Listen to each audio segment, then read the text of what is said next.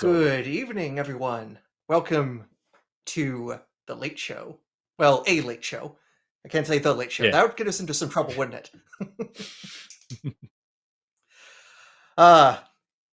So welcome to the line. We are here to...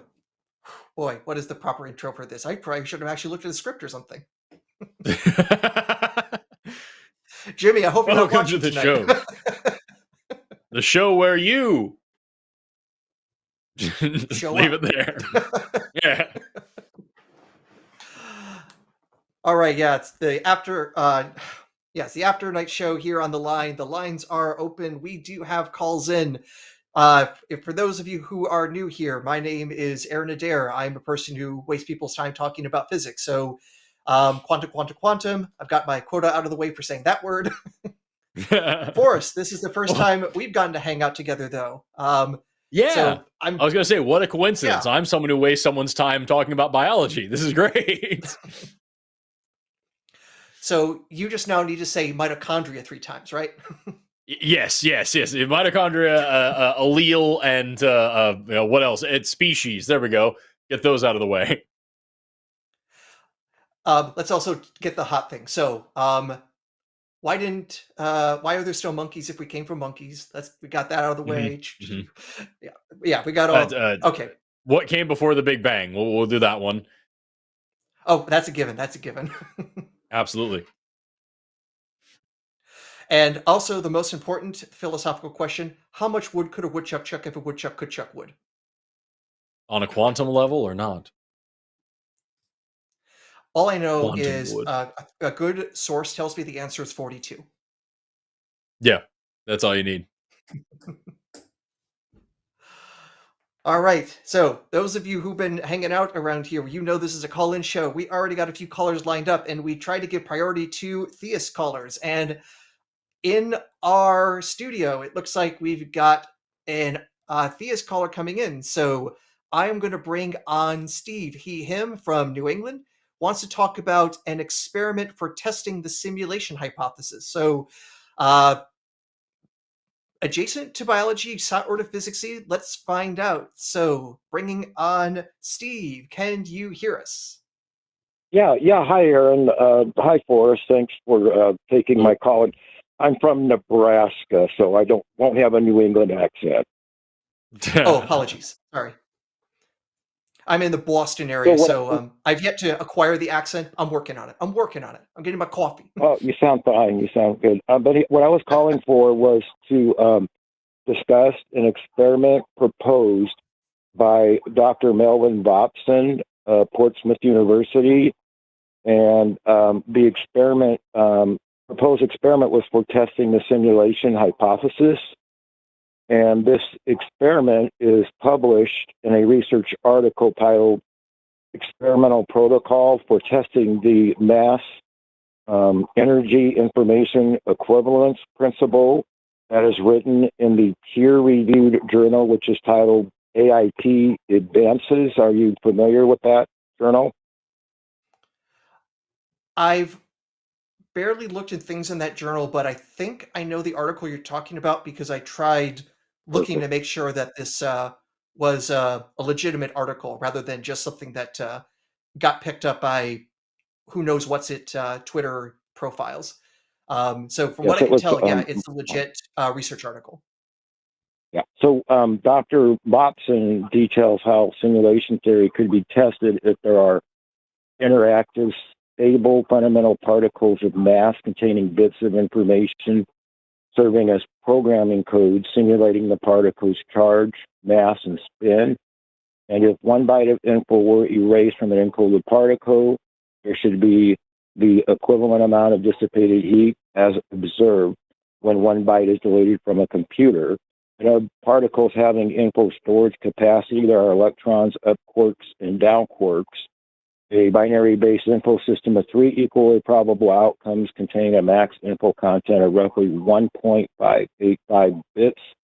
When adjusting for the percentage of which are up quarks, the percentage of which are down quarks, the percentage of which are electrons, each of these encoded particles should contain an estimated 1.509 bits of information, which, if destroyed by colliding an electron with a positron, should result in 2 infrared photons being created, according to Dr. Bobson's prediction. So my question to you is, if this experiment demonstrates that electrons or up quarks do indeed emanate from bits of information inherently within these particles themselves, would this be indicative of us being simulated? I do have some thoughts, but Forrest, since this is boring you, I want to give you a chance to rejuvenate yourself. Anything you think about this? It's not just that it's like boring to me. It's the problem is like you are a physicist. I am not. Now I know what the words that Steve has just said are. Like I understand what quarks and leptons are. I understand the standard model enough to keep up with what he's saying. But like what I don't have a handle on, and what I don't think anybody listening to a phone call could possibly keep up with, is talking about bits of information and these fine-tuned little maths that you're describing. Like, I don't have the paper in front of me. I don't have their data in front of me. I don't have the equations that they're using in front of me. I don't know how they're coming to these conclusions. And it seems like you're asking, well, if this weird, tiny thing to do with not even subatomic particles, but we're talking about quarks here. If this thing to do with quarks is real, then is that a justification to believe that we're in a computer simulation, which is a whole other thing, and I don't see how those two are related, and I don't see why any of this is necessary to get us to addressing the concept of a simulation, which I am 99% sure you and I have spoken before, but I know you've called in the show before talking about simulation stuff, so I know someone has almost certainly said to you, is an unfalsifiable claim. So, like, we have this insanely esoteric, super detailed discussion about like the standard model, about particle physics, stuff that I'm only capable to talk about at a surface level. Aaron is probably able to talk about much more in depth, and nobody in our audience is going to be interested in hearing. All so that we can tap dance around the problem of unfalsifiability, which is the main thing that we should be discussing here if we're talking about simulation theory. I don't see the point in what we're discussing right now, but that's just me. And so that's my whole take. Aaron, if you have something interesting to say, I would love to hear it. Well, I'm going to pull up my whiteboard. We're going to do some differential equations right now. No. I definitely don't want to put everyone to sleep. All right. So I remember looking at the paper, and admittedly, it's an esoteric subject to say the least. Like, I'm pretty sure even most physicists don't think about the relationship between energy and information, but it is apparently a fairly direct consequence that information, which also relates to entropy, which comes from stuff in thermodynamics, that we can actually relate energy to information. So it could be that one of the things you can derive is that information actually has energy, has like a mass energy equivalence sort of thing. So there'd be this new equation, instead of just equals mc squared, information equals some constants to get energy, something like that. And let's just assume the experiment actually happens and it comes out to be true. And I think that's a worthwhile experiment. It does not seem absurd from what I can tell, but I don't think the conclusion follows, because all the stuff that shows that information is related to energy was all done independent of the simulation hypothesis. Basically, they're showing like, hey, the ideas of information come from like Claude Shannon in the 1940s. That was all done completely independent of any thoughts of the simulated universe. Nobody was talking about it back in the 40s when he wrote his paper. when energy or when entropy was first invented in the 19th century. Definitely nobody was thinking about the universe being simulated. I guess the closer have been those idealists that basically think everything is ideas in the head of God, but that wasn't what's going on in these physics discussions. So really, the whole simulation hypothesis still seems to be kind of independent of this result coming out true. That it seems like it seems to be a natural consequence of energy and entropy itself. You don't need the simulation hypothesis to make this prediction true or make this prediction expected. So to me, it feels like a bit of a red herring. Okay, And that then assumes another I proposed. understand the math well enough to say it's okay. There could be stuff in there that's also bupkis that I just wasn't able to notice.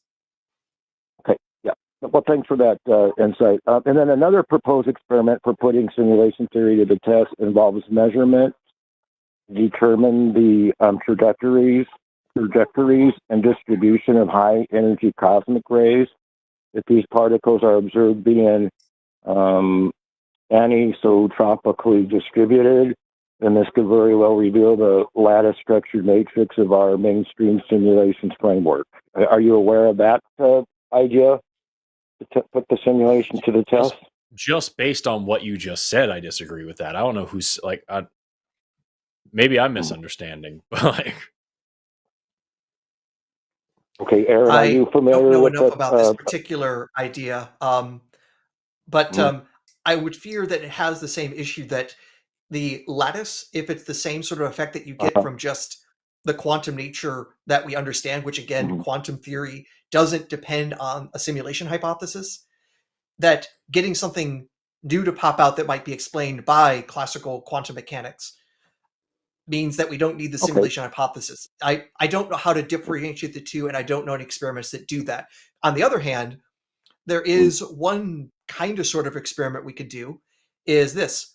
What kind of things would we, as a super civilization, if we get like a gigantic amount of energy, we go to NVIDIA and we say, all those GPUs, all of them times 1,000, I want them all in the back of my truck, take it home, and I'm going to build a great simulator. What am I going to simulate? Am I going to simulate a bunch of hominids going through billions, or sorry, not billions, not quite, but hundreds of thousands of years of death and suffering to get to this point here? That seems like the sort of thing that only psychopath civilizations would produce.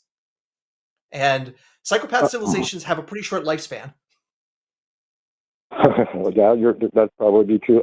Yeah, as I understand with simulations, that we can only test a very, very small part of the universe. That we can't even come close to having the resolute testing the entire universe. So I think we're a long ways from being able to simulate the entire universe. So there's a lot of conjecture, I understand here, but and I also it's realize even worse than that, experiments, because there's no way we can actually simulate the whole universe, because something that's called the Bekenstein limit. It's basically how much information you could pack into a certain region, and you realize, hey, if you want to simulate the entire universe, you need a computer of at least the size of the universe.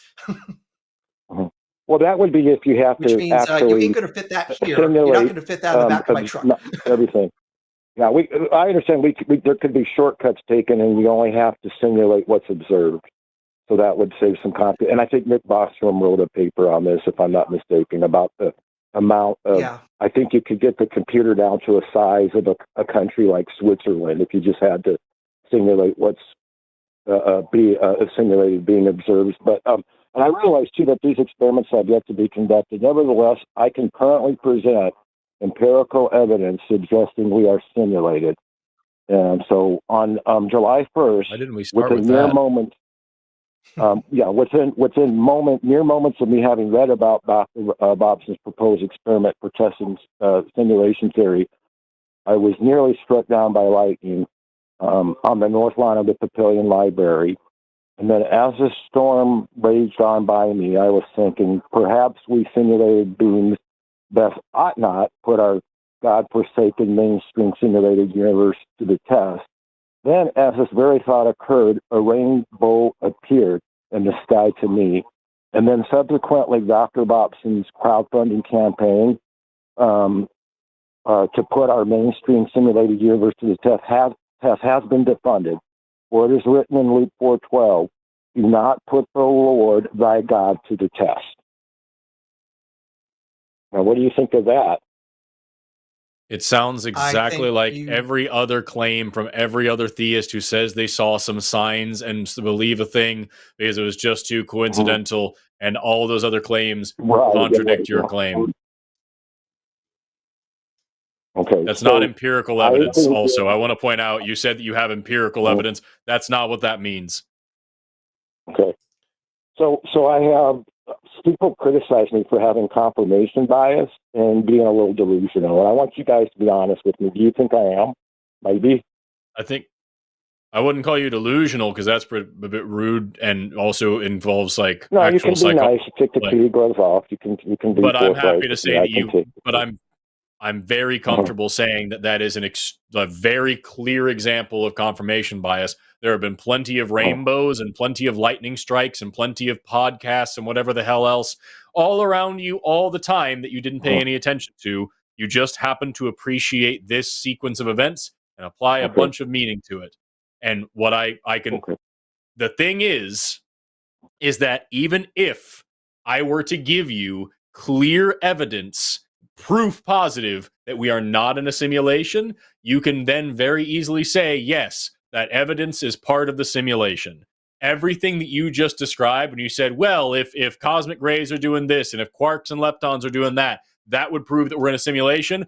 I could then say, well, we live in a simulation where that doesn't happen. We live in a simulation where that isn't the case. If it did happen, then yes, that's proof of the simulation. If it didn't happen, that's because they made a simulation where it doesn't have to happen. And if you were to wake up from the simulation and prove that you were in the simulation, I can then just say you're now in a new simulation. You're in level 2. You've gone deeper into the next kind of simulation, or up a level into the other simulation that's making this simulation. Because just like Rick Sanchez's battery, it's all simulations and simulations and simulations. You're in simulation number 37. You went to simulation number 36.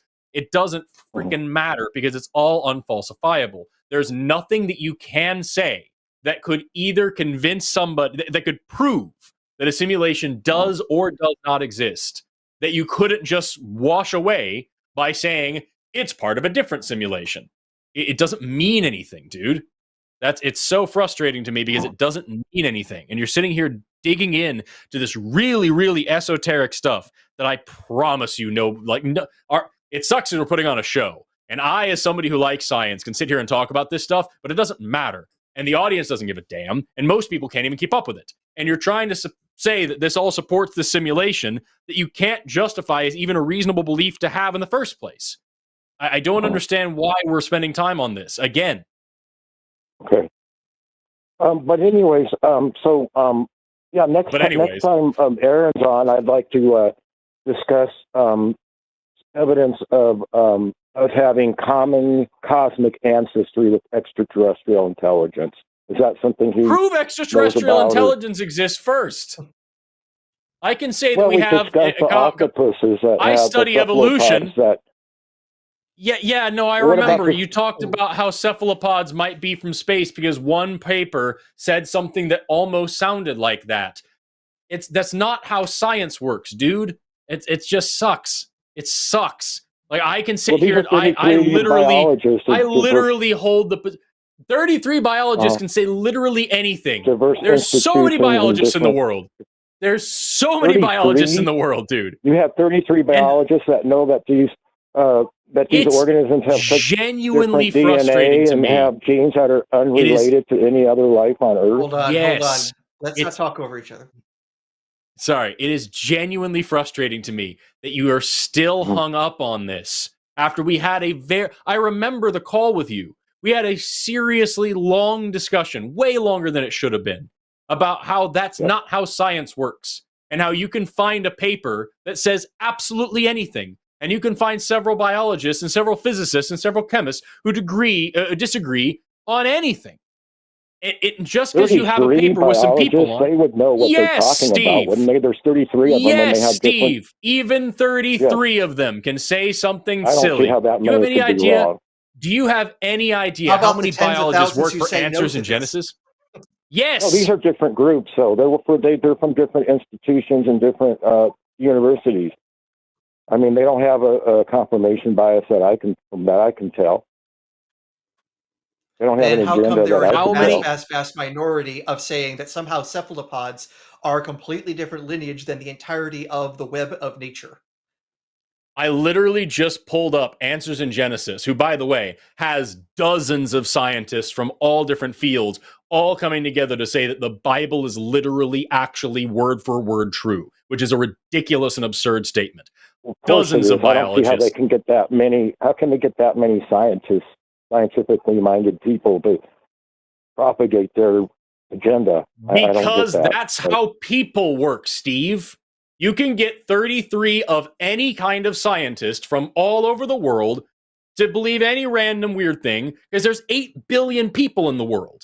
Do you know what your name is Steve? Do you know that there is actually a thing done by, I believe it's by the National Center for Science Education, I believe. I could be wrong on that. Aaron, you might know of this. There is actually literally an initiative to get as many scientists named Steve together to agree on evolution. It's a counterpoint to people who do the same crap that you're doing right now when they say, we have this letter from 100 biologists who believe that evolution isn't true. That happens all the time. Creationists will come out and say, Genetic here's evidence for 100 evolution. biologists. I mean, they know You've that's got to true. just wait and let me finish my sentence, Steve.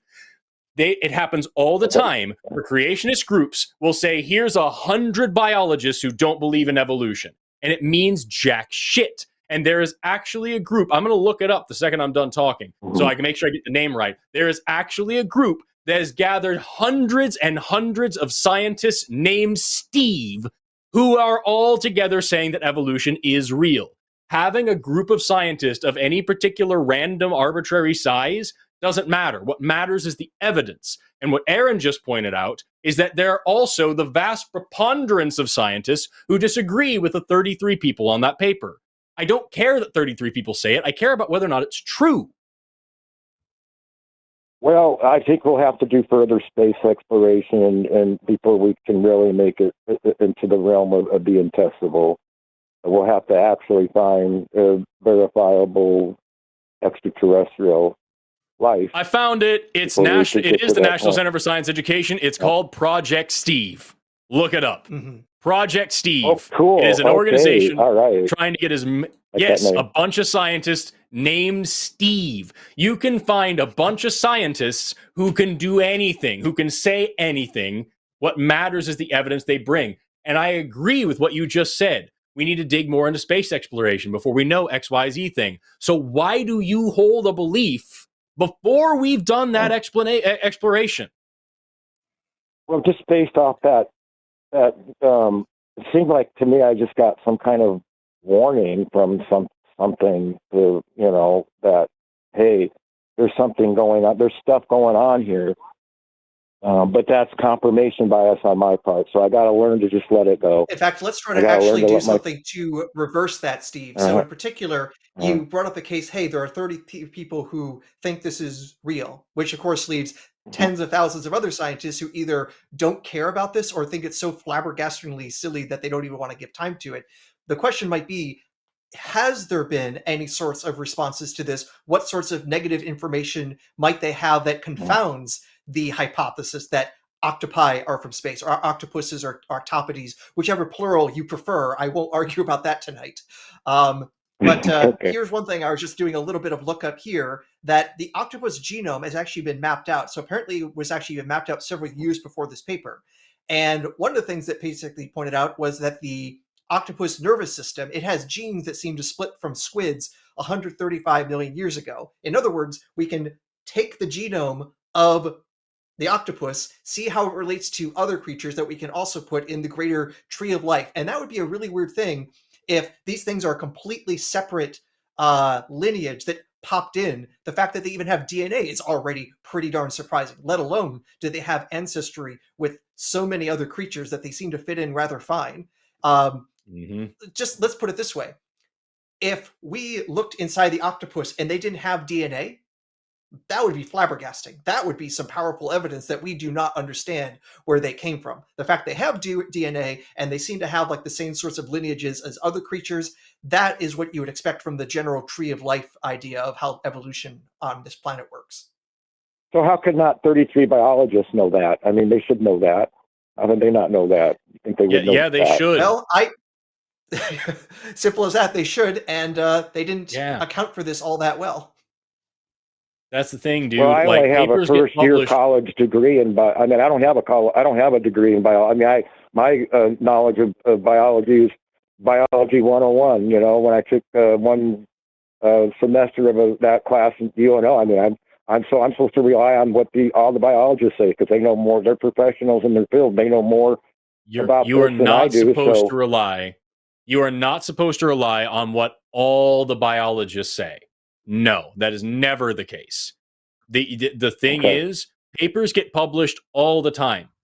And sometimes, a lot of the time, they go through peer review, and other experts in that field who happen to know a thing or two about what that paper is about will review it and say, here's the problems with it. Here, we need to rechange these. We can't publish this because it means this and it means that. And like, that's the process. But there's also lots of predatory journals out there that will publish any fucking thing you want if you just pay them a little bit of money. Not too long ago, this made major news because the TV show Rick and Morty had an episode about these parasites that would invade your memories and cause you to remember them as different things.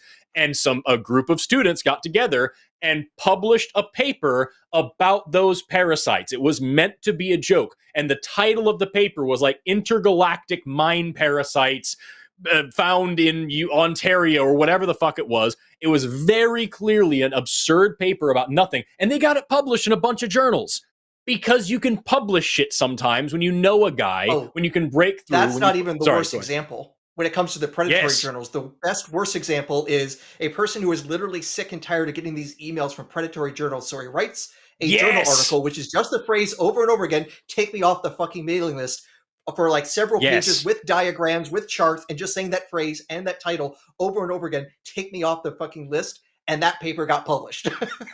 Yes, literally just the word take me off the fucking list 1,000 times. It gets published. So just because you found a paper that says a thing doesn't mean it's real. Just because you found some scientist who said a thing doesn't mean it's real. Just because 33 scientists said a thing doesn't mean it's real. It matters if it has actual verifiable evidence to back it up. And if you don't have the education to grapple with that evidence, that's fine. You don't have to. But it does mean that you don't get to take an outlandish claim that, as Aaron has pointed out multiple times, the vast majority of biologists don't agree with because you found some small little minority of biologists who said something fucking weird. That's not how it works.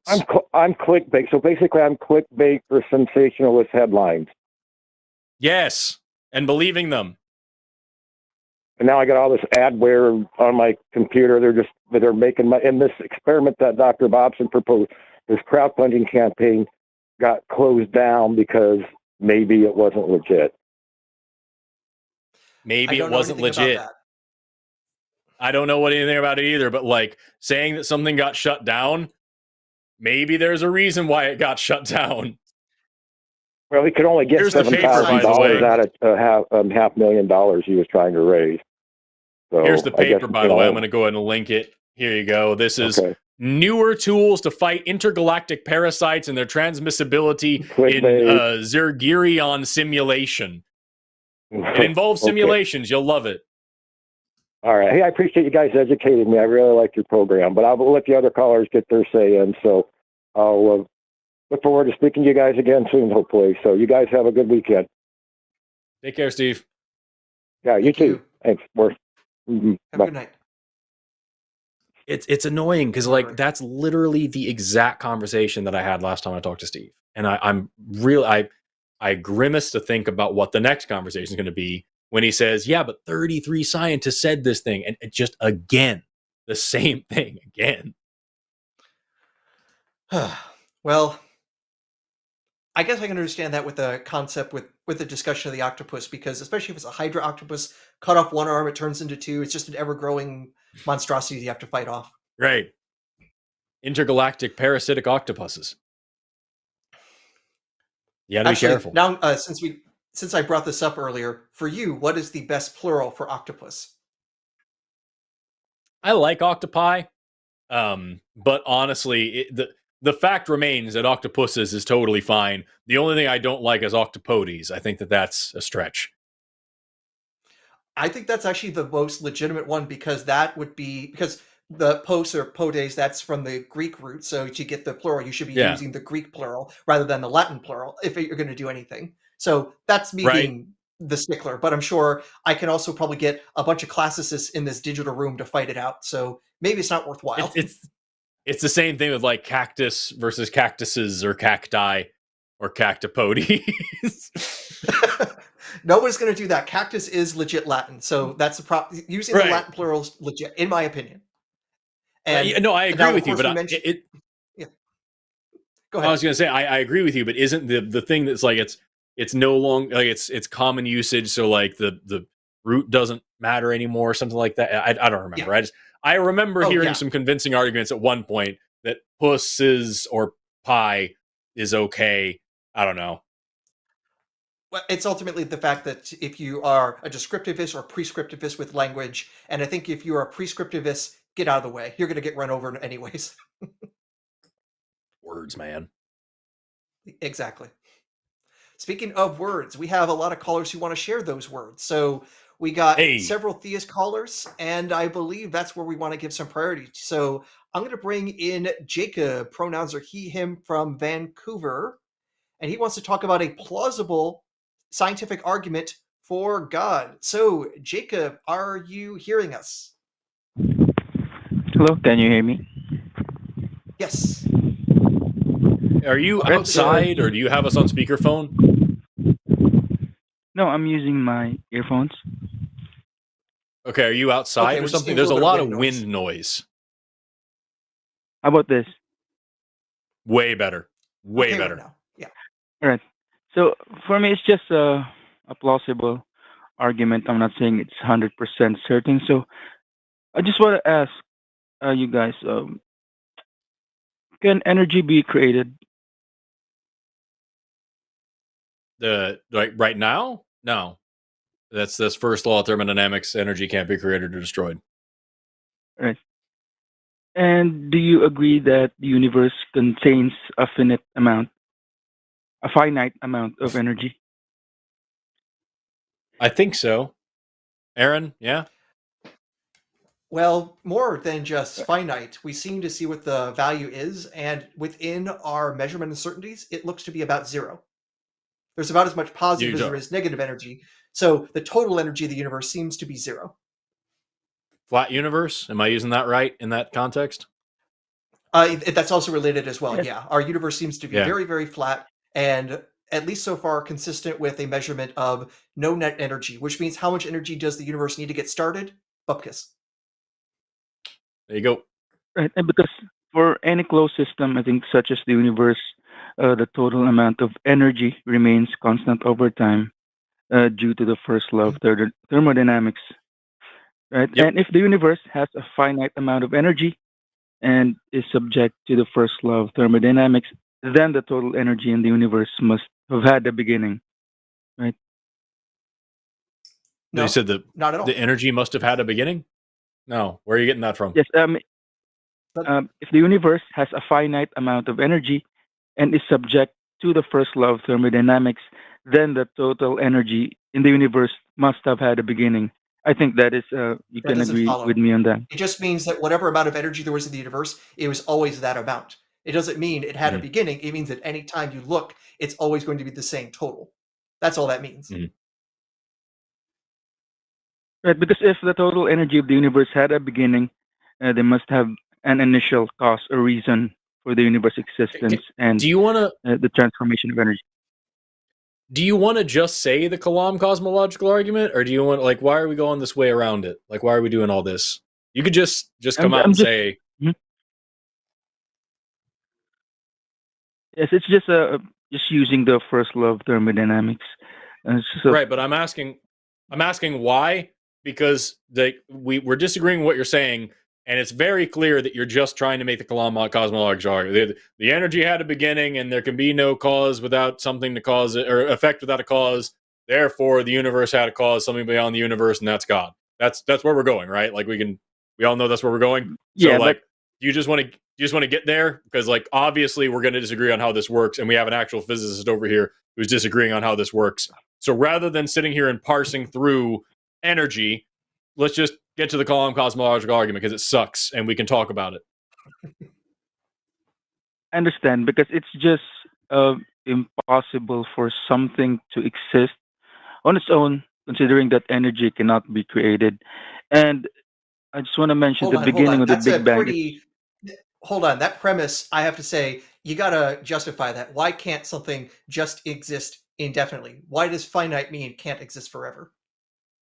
Especially when the Because value it's is 0. Why can't it just always be 0 forever, no matter how far back in time you go? Why does that require anything? I mean, since we're talking about 0, nothing, you're saying nothing can't exist internally into the past? it's just if otherwise, it would just create an infinite regress of causes. It would just, without the idea of a god Now that you've gotten back created to the the energy. cosmological argument. So we basically wasted our time. This is the philosophical, cosmological, No, it's cosmological argument. And honestly, you're not going to get us very far because do you think there is a smallest number? I'm not sure. I'm not sure about that. Well, I can answer the question. No, there isn't, because any number you give, I can take -1 and have one that's always smaller. So either numbers are illogical, or there's really no problem with just going back infinitely. There's nothing Mm. logically impossible about that. I also hate the But fact that you said that this would require an infinite regress when the most common argument against the Kalam cosmological argument that you're presenting is the infinite regress, saying, well, something had to create the energy in the universe, therefore that's God. Okay, what created God, and what created her, and what created her, and what created her? Oh, but You have the it same stops infinite with regress. God. Exactly, unless you do special pleading and say every single thing needs a creator except God. She's magic and she doesn't need a creator. It's okay for her. She doesn't need it. And then when we say actually the universe doesn't need a creator, no, you can't do that. That's special pleading. You have to have a creator, and that's God, and she doesn't need a creator. It's just, dude, it's a boring argument, and I don't know why you're putting all this, science babble in it to try to talk about energy when, number one, we don't agree on what you're saying, and number two, what you're saying, like Aaron just brilliantly pointed out, is illogical. No, I think it's the most plausible argument for God, since this is a scientific one. Even though it's cliche, we hear this almost every day. But if you come to think of it, the beginning of the Big Bang, right? Do you agree that it's a fluctuation of energy in the beginning of Big Bang? That's the reason why the universe is The Big expanding right Bang now. is not the same thing as the beginning of the observable universe. The Big Bang is basically expressing what is happening after that point and the hot expansion after the earliest times of the So, universe that we can track back with our physics. And to that point, then our physics mhm. breaks down and we can't even say what's going on there. So saying it's an energy fluctuation, it goes beyond what we can actually say. But what triggered? Could you tell me what specific energy that It triggered? doesn't matter what you said. See, that's what I mean. It doesn't matter what Aaron said. None of it mattered. He could have given you a No, freaking college course on what the Big Bang is and how it works and how cosmic inflation works and how all these different things. It doesn't matter, because the next thing you were going to say is, well, what triggered it? What set it off? What happened before? As if it matters, and as if it's even a question that makes sense to ask.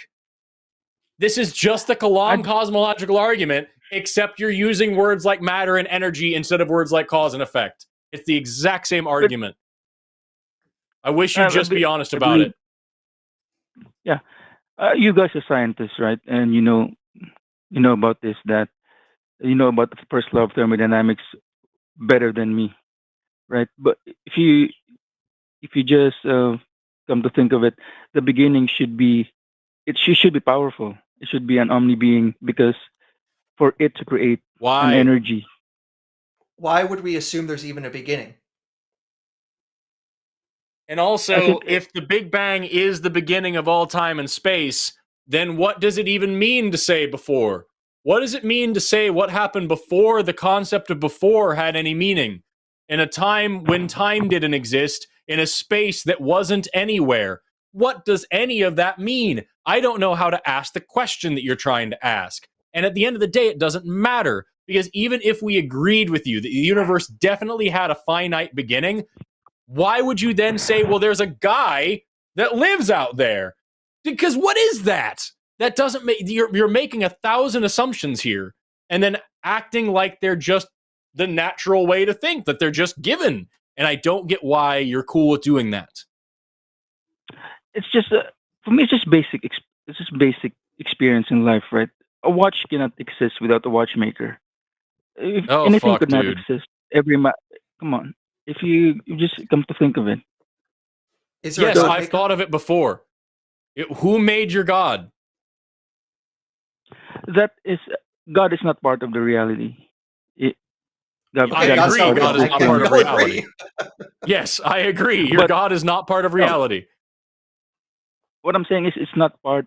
It's not the reality that we perceive what reality is, but he's on a different realm. So it does nothing and does nothing detectable. That is the equivalent of non-existent. I'm sorry. Yeah.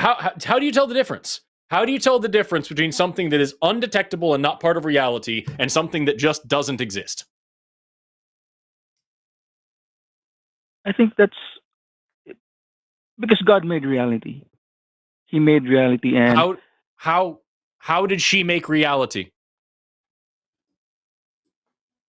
What are her qualifications? Considering that I believe that it's logical to conclude that there is a beginning, there is a creator. I think because he's the one who made everything. Create without time? Creation is a good question. If you're talking about creating, you're using a verb with tense. It has a time aspect. How can there be creation without time? But we're talking about a powerful being here, right? This is not a matter of power. This is talking about actual English sentences. How can you talk about something temporal if you're saying time doesn't exist? You are basically trying to talk about how do you fly further north of the North Pole. It's like, no, you've already gotten past that possibility. It doesn't even make sense to talk anymore in that way. And saying it's really powerful, that's why I can go north of the North Pole. For me, that's my only explanation. It's not in our realm. It's on a different realm, which is outside space and time, as what you've said. So do you have any evidence of that outside realm existing? Like my logical argument, I think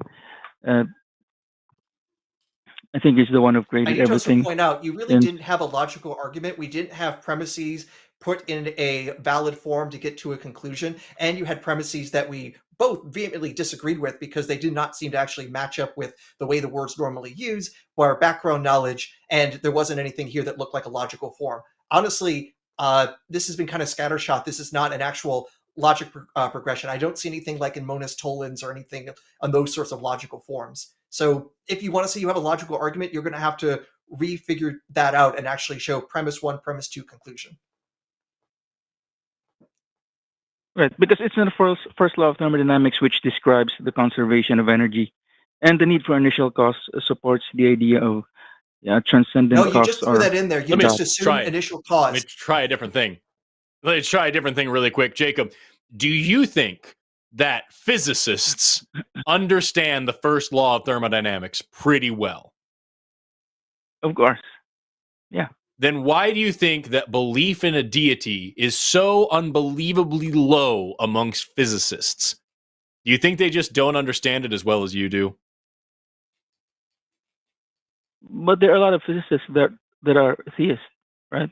But the majority of them are not. And these are the people who actually understand this stuff. And there's actually been surveys of the various sciences and their level of theism.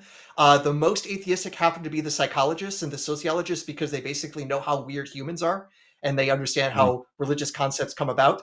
Of the natural sciences, I think biologists are more atheistic than physicists, but its majority physicists are atheists, and amongst the top level physicists or top level scientists, very atheistic. Yep.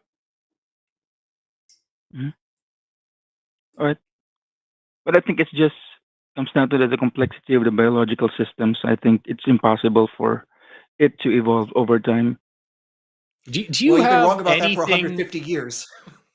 Yeah, I was gonna say that's the thing that I study now. Now we can look over to this side of the screen. Hi, I'm a biologist, and that's not true.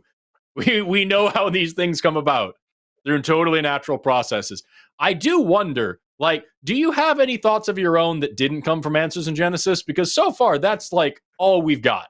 Is just like the universe needs a universe maker, but God doesn't need a God maker. She can do whatever the fuck she wants. And then also complexity life can't evolve on its own, but God doesn't need to evolve. She doesn't need any of that. She can be as complex as she wants, and she doesn't have to evolve. It's just special pleading and regurgitating stuff from the Discovery Institute. It sucks. Yeah, I think for me, I think you guys you just hate the idea of God, right? I believe you guys Are know you serious? Are you really? Yeah, I just believe because let me ask you this: if God, let's say hypothetically, if God is real, would you believe in Him? Yes. I believe in things that are evident. Would you and true. worship? I mean, not No. believe in Him. Would you worship Him? Why? I would not wouldn't you? worship her. No. At the very See, least, if God showed just up, you I'd just have a hate the lot of idea of a questions. God. Just hate the idea of a God because why wouldn't you worship? That is your I don't salvation, hate the right? idea of a God. I hate the fact that all the arguments for God are so crappy and they're wasting our time as a species. That's what I hate. I Holding also us hate how back, people that's the use problem. that concept to reinforce their hatred of other people and then think that they have a God-given right to basically Mhm. so many terrible, terrible things that we could point to. And I do not want to list that out and spend the rest of the stream talking about the terrors of whether it be the Crusades, the modern epidemics against homosexuals, what's currently going on with trans youth, and all these things that are so often punctuated with people feeling that they have the moral high ground because they got themselves a book. And that's the sort of thing that, ticks me off. But the idea of a deistic God, the sort of thing I used to believe in, didn't hate that. It was the sort of thing I believed in, and then I reassessed the evidence. That's how it worked for me. Yeah, I think you guys are just you're trying to look at slavery, this genocide. I think when you talk about slavery, I think before that was not a bad thing. Before that was the culture before. So You first don't off, think I didn't say slavery was a slavery, bad and now thing? you're going to do slavery apologetics. You can go fuck yourself right with that. I'm sorry. Yeah. Slavery wasn't that bad in the past. Oh, you don't know shit then. I just want to be very clear. No, You are saying that slavery was okay. It wasn't that bad. That's actually the hill you're going to die on now. That's the last word you're getting in. but because if you come to think of it, if something today is not a sin, does that mean it won't be a sin in the future, or it won't You be? might know better, but here's the thing: do you think slavery is bad right now? Yes. So Do you think how that does it become slavery? good Oh, sorry. Go 1,000 ahead. years ago? But I think it evolved to be. There's no buts. Why Uh, is slavery good in Yeah. any context? Okay, if slavery is bad, and I we're mean, saying right now, absolutely, it's bad, then say, well, 1,000 years ago, it suddenly switches to the good side of things. How does that work? How does morality become relative to culture if it's supposed to be absolutely wrong?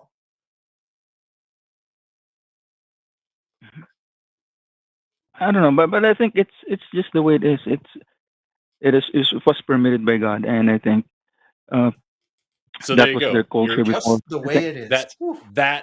that right there answers your other question. You asked why we wouldn't worship your God, because your God's a fucking monster that permits slavery at any time for any reason ever.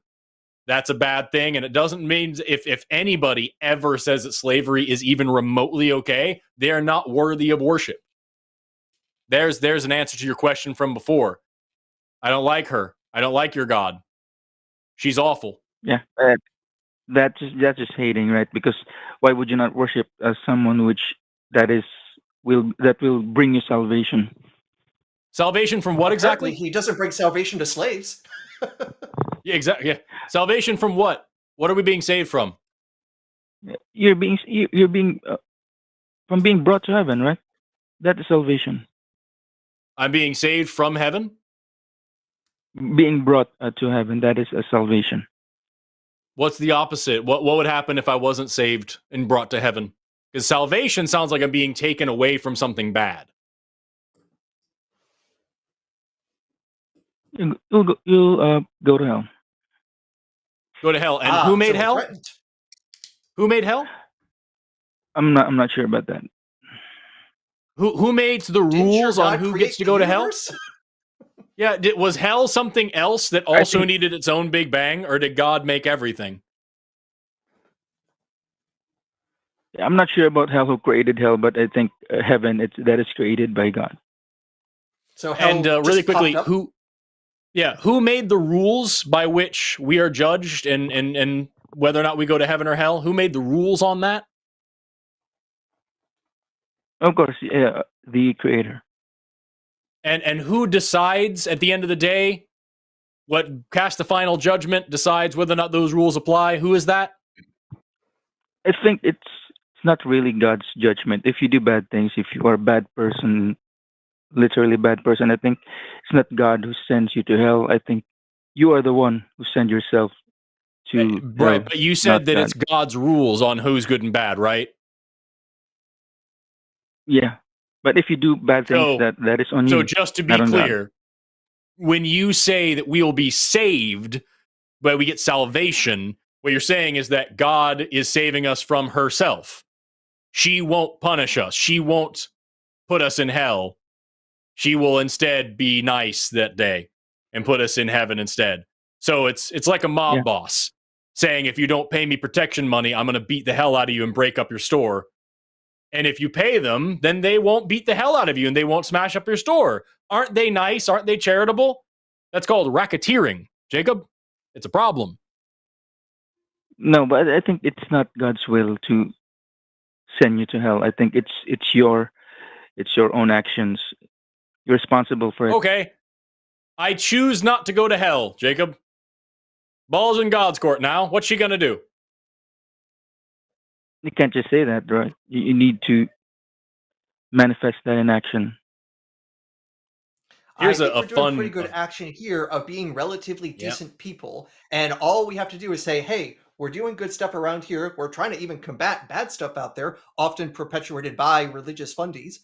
And we would rather not go into a sulfur fire lake. So if we end up there, who put us there? It's yourself.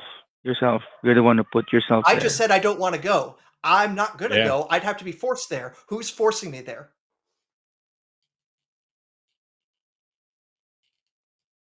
I'm not sure, but I'm pretty sure it's not God.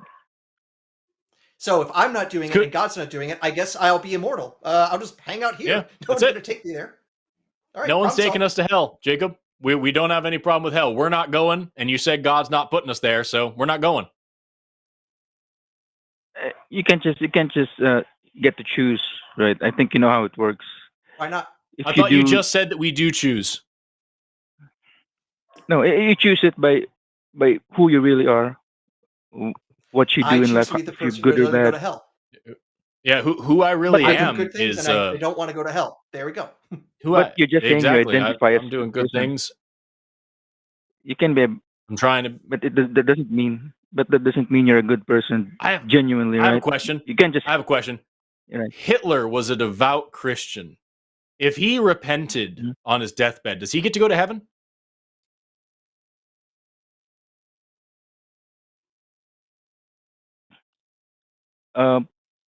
Probably.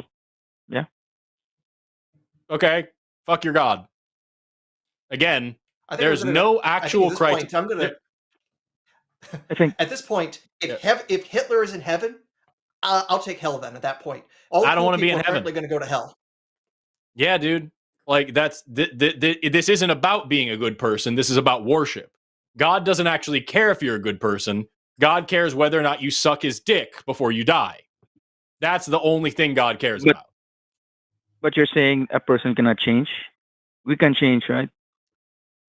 Well, you just said Hitler gets to go to heaven, so I just don't even want to participate in this thing anymore. You have basically shown it's poison, and this shows why I have little antipathy, that any sort of good feelings towards religion and theology, things like that, because this is the sort of shit we hear. While we would actually like to figure out how to make things actually better, rather than make excuses for why God gets to be a mafioso and we should be worshiping him and feel like privileged to worship such a terrible creature. So sorry, no thank you for that. On the other hand, ultimately you called in trying to show a proof for some kind of God, and if you could show some sort of deism is true, all right, I won't have a problem believing that. But telling me it's the God of the Bible who's going to send people to hell and who's going to save Hitler, but not the Jews he gassed? Sorry, I'm done with that God. Goodbye. Truth. Also, pardon me. Thank you, chat, for calling me out. I misgendered God. I said his dick, her dick. Pardon me. I'm not sucking her dick Yes. before I go to heaven. Right. I think it's just you guys just hate the idea of a God. I think that's what. We already answered that question, Jacob. See, here's the thing about this is someday in your life, you're going to have to start having an honest conversation with yourself. You're going to have to actually answer these questions. You've brought up bullshit argument after bullshit argument, which is crappy, tired, lazy apologetics that we on this side of the table have heard a million times before. And now you're at this point where you just keep saying you hate God. And we've expressed we don't. We don't think your God is real. We don't hate the idea of a God or anything like that. We would believe in a God if it was real. But the God you're offering us is a monster. So we wouldn't worship it, right? I know real people in the real world who I know exist that I don't like and I don't support because I don't appreciate what they do and what they think. Same thing goes for your God. I don't care if she's real or not.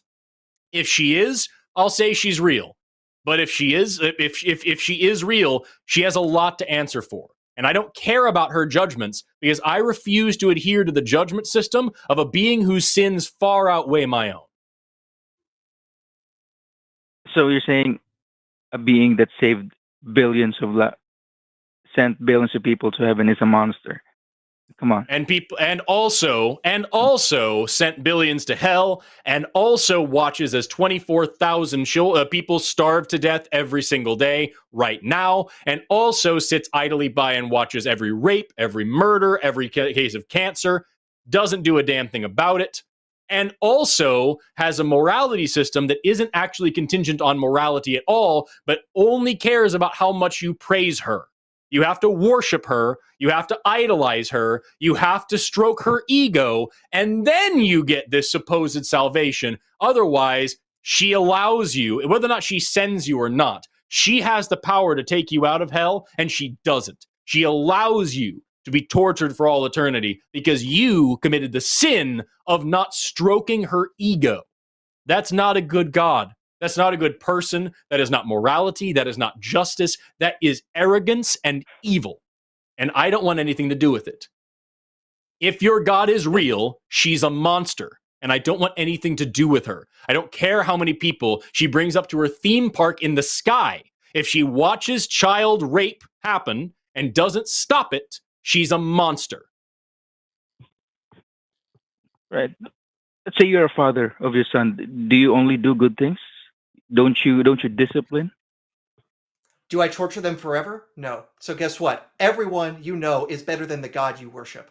And that's a pretty terrible thing to believe about the creator of the universe, is more evil than any person you could name. I'm not sure about that. You saved billions of lives. Does anyone on Earth torture anyone else forever? Well, where did you get forever? I think God is not torturing How long forever. does hell last? No, I think the hell that's not God's will. It's your will. It's the will of people. I just want to throw out here is that I just brought up child rape, and your immediate response was, well, don't you discipline children? How many children do you discipline by raping them, Jacob? No, I'm not saying that. It's just the analogy is you need to have some degree of discipline to your Do you kids, think right? that rape is an appropriate way to discipline children? No, of course no. Okay, so then why does God let it happen? But because God he does not do this proactively, just interfering with us, because we have given free will, right? Because he won't just. What about the child's free will? Right. What about the child's free will who doesn't want to be raped? Does their free will not matter? It does matter. So why doesn't God protect it? It's just God is not only the character in the Bible, right? There are a lot of Who's the There's most Satan. powerful character in the Bible? God, of course. So is God powerful enough to stop pedophiles from raping children?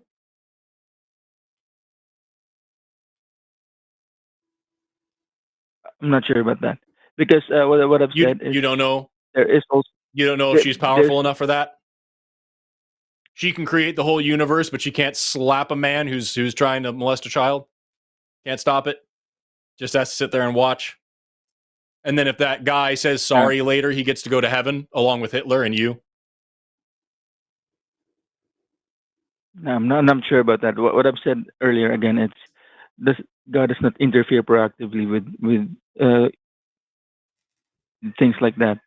But I'm not saying that God allowed that.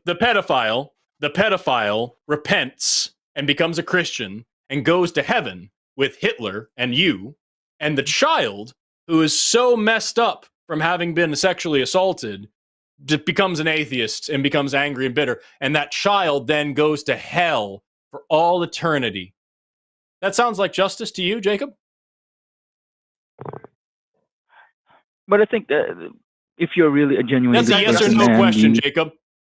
That's a yes or no question, Jacob.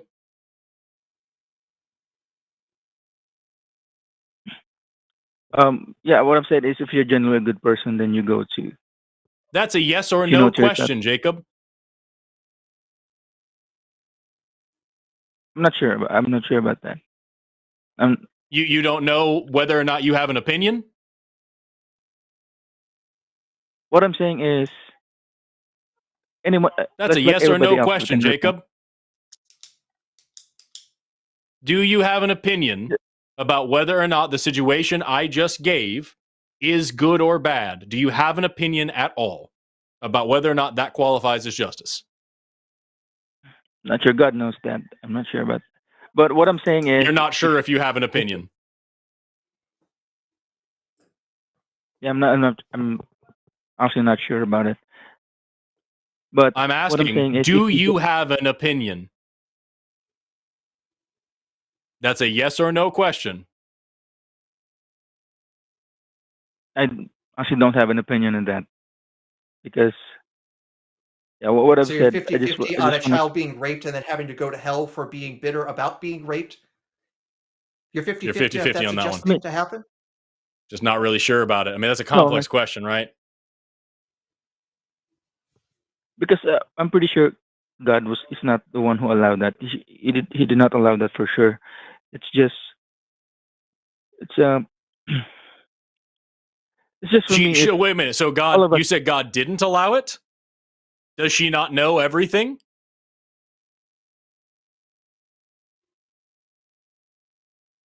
Yeah, he does know everything. Okay, so if she knows everything and she's all powerful, then she did allow it. She knew it was happening and she could have stopped it, but she didn't, which means she allowed it. That's what allow means.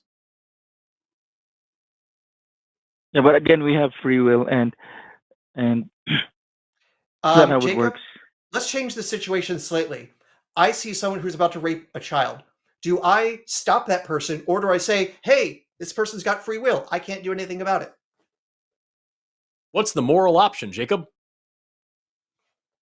Violate that person's free will or allow boy buggering? And I should be using much harsher terms for what we're describing here. As a person, of course, I would stop. But I'm not God. Well, guess what? Good. That makes me more moral than your God. Yep.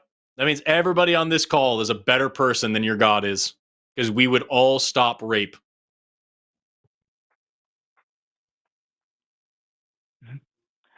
I think you're just confused with little things that just. No, I'm actually pretty clear-minded about this. I would stop a rape in progress. God doesn't. Yeah. Pretty clear where this goes and what this implies. And I don't think you like where it's going, Jacob. And that's why you're really uncomfortable. And I understand that discomfort, but you do need to be honest with yourself. Clearly, you can see how much of a pretzel this is putting you in.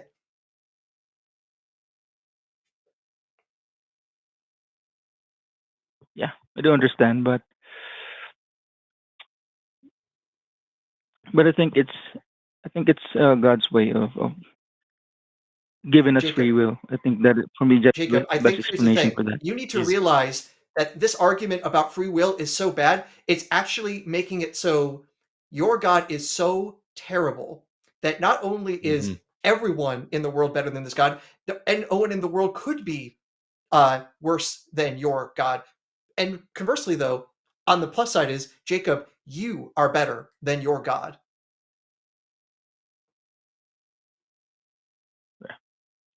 Yeah, I get the And now point, think about but I that. think You are more moral than the God that you worship. And that should be either an exciting thing for you Alarming. about how amazing you are, or one hell of an indictment against the creator of the universe.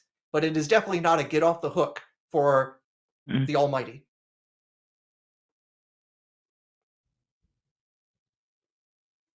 yeah.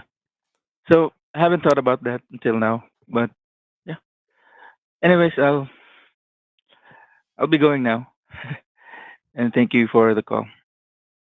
Jacob, Take we care, had a Jacob. a rough tumble here, but I hope you did get something out of this, and come back and we can have further discussion, because we think you're a good person. We think you're better than the God you're trying to defend, and I think if you reflect on it, you're going to at least make adjustments to what you think Hmm. about God. Even if you don't abandon that, you're going to grow from this, I think. So I hope you call in and tell us where you want to go next. All right. Yeah, I appreciate the input. Bye bye. All right. So Good night. thank you guys. Have a good one.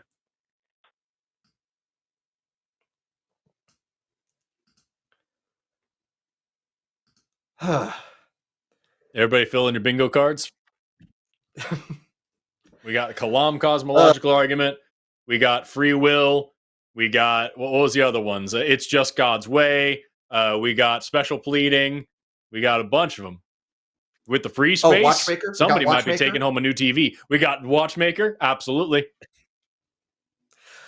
Uh, what happened? Oh, so what happened before the beginning? So that on the bingo card is literally B4.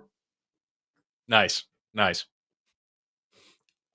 Again, former physics high school teacher. I am full of dad jokes, whether you like it or not. All right. So we do have another theist caller, though we also do have an atheist caller who's been waiting for over 50 minutes. Should we go with this, Forrest? Where Jesus. do you feel? You're in charge, my guy. I trust you, whatever you want to do. Ooh, dangerous, dangerous thing. But I feel like Kyle has been extremely patient. So let's give him a chance to hop in. So this Sure. Kyle, him from Illinois, he's an atheist and is struggling with morality questions. And obviously we are total moral experts. So Kyle, can you hear us? Forrest, I'm sure you remember me. Hey, I think I do actually. You're the one. You had the head tattoo, right? Yes, sir. Yep. Yes. I didn't remember you until I heard you speak. I recognized the voice. I feel like that, Jacob. I was going to be funny and call in as a theist and say that you spoke prophecy, because you said it one at the end of one call. You said if we had a million more Kyle's call, I guarantee you next week we'd have a million more atheists. And I feel like that Jacob is definitely on his way also. I hope so. I hope so. And it looks like you are too. It looks like you're calling in as an atheist now. What's that all about? Yes, sir. Man, just a little bit of just thinking about it will completely ruin it. So here we are. Man, Borch, I that's remember when perfectly put, Kyle. I remember when I was Jacob, man. I didn't necessarily say all the bad stuff was good, but Right. yeah, it's just hard to overlook. Kyle, I got to tell you, I'm looking at the live chat right now, and you've got a bunch of people who are excited to hear from you. Like, a lot of people are excited you're calling back in. Well, And you've got a ton of scary, congratulations out there as well. A lot of people are congratulating you on your deconstruction. Heck yeah, it's been scary, but I think I have found the peace I've been looking for. So that is a plus. Yeah, man. That's awesome. What do you want to call about today? Yeah, so I'm very vocal when it comes to what I believe. So now I'm on I was Ray Comfort last week. Now I'm Aron Ra this week. So I've been hit with some pretty hard, some pretty hard questions from my believing friends, and they say, Yeah. if you don't stand on the God, what even is good to you? And I know it's like the subjective versus objective morality thing. I don't know Yeah. if that's what you run on. Yeah. So Okay. are you asking us to like break down our morality, or did you have a specific question? Yeah, man. Like what is good? I guess. Yeah. Aaron, do you mind if I start for just a second? Well, I was going to give the correct answer for what is good. To crush your enemies, to drive them before you, and to hear the lamentations of their women. Yes, Sorry, absolutely. that's the Conan coming out of me. Right. Yeah. Honestly, there's a few things to say here. Number one is if your friends are telling you that there's an objective morality and they're basing that on God, it's fun to point out that if God is the final arbiter of morality, God is still a subject. So that's still subjective morality. Mhm.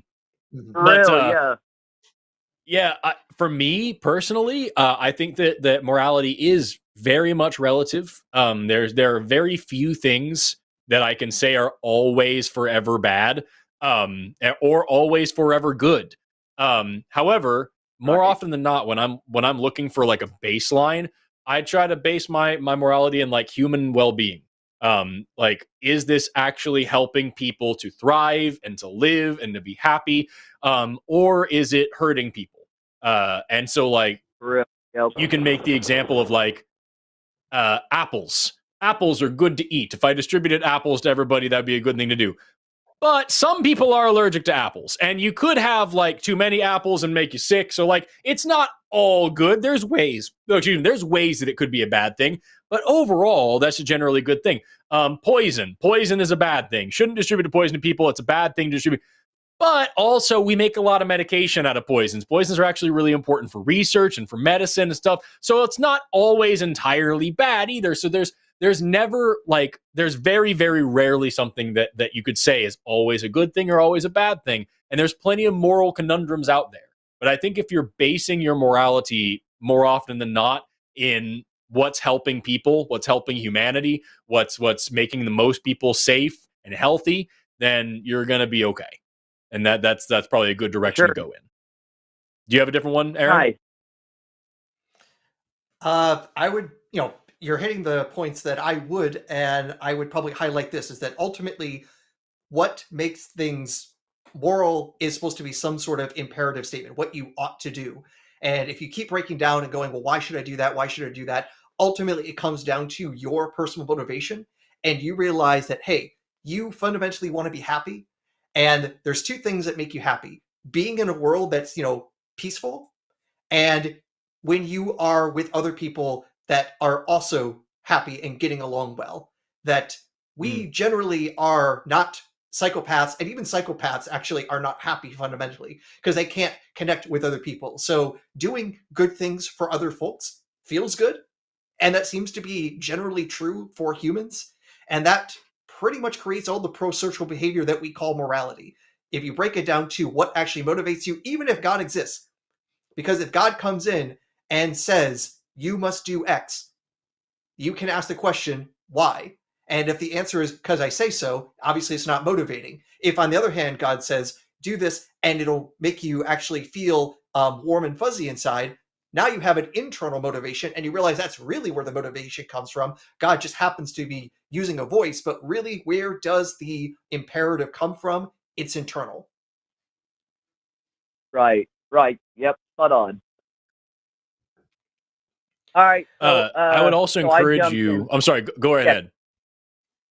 No, you're good. Go ahead. So I was gonna throw out two things that I would encourage you to look up, and like if you have something to say about what we just said, that would be more appropriate now, and then I'll give you this stuff later. You hit it on the head on what I was Right on. thinking, anyways. Sick. So I've got two things that I want you to look up, and I'm going to put one of them in the chat right now. There's it's called the Kohlberg is the name of a psychologist, and this is the Kohlberg stages of moral development. And so it's broken down into 6 stages of like development of morality. Number 1 is just avoiding punishment. Basic morality is I don't want to get hurt. The person with the big stick told me not to do a thing. I don't want to get hit with the stick, so I'm not going to do the thing.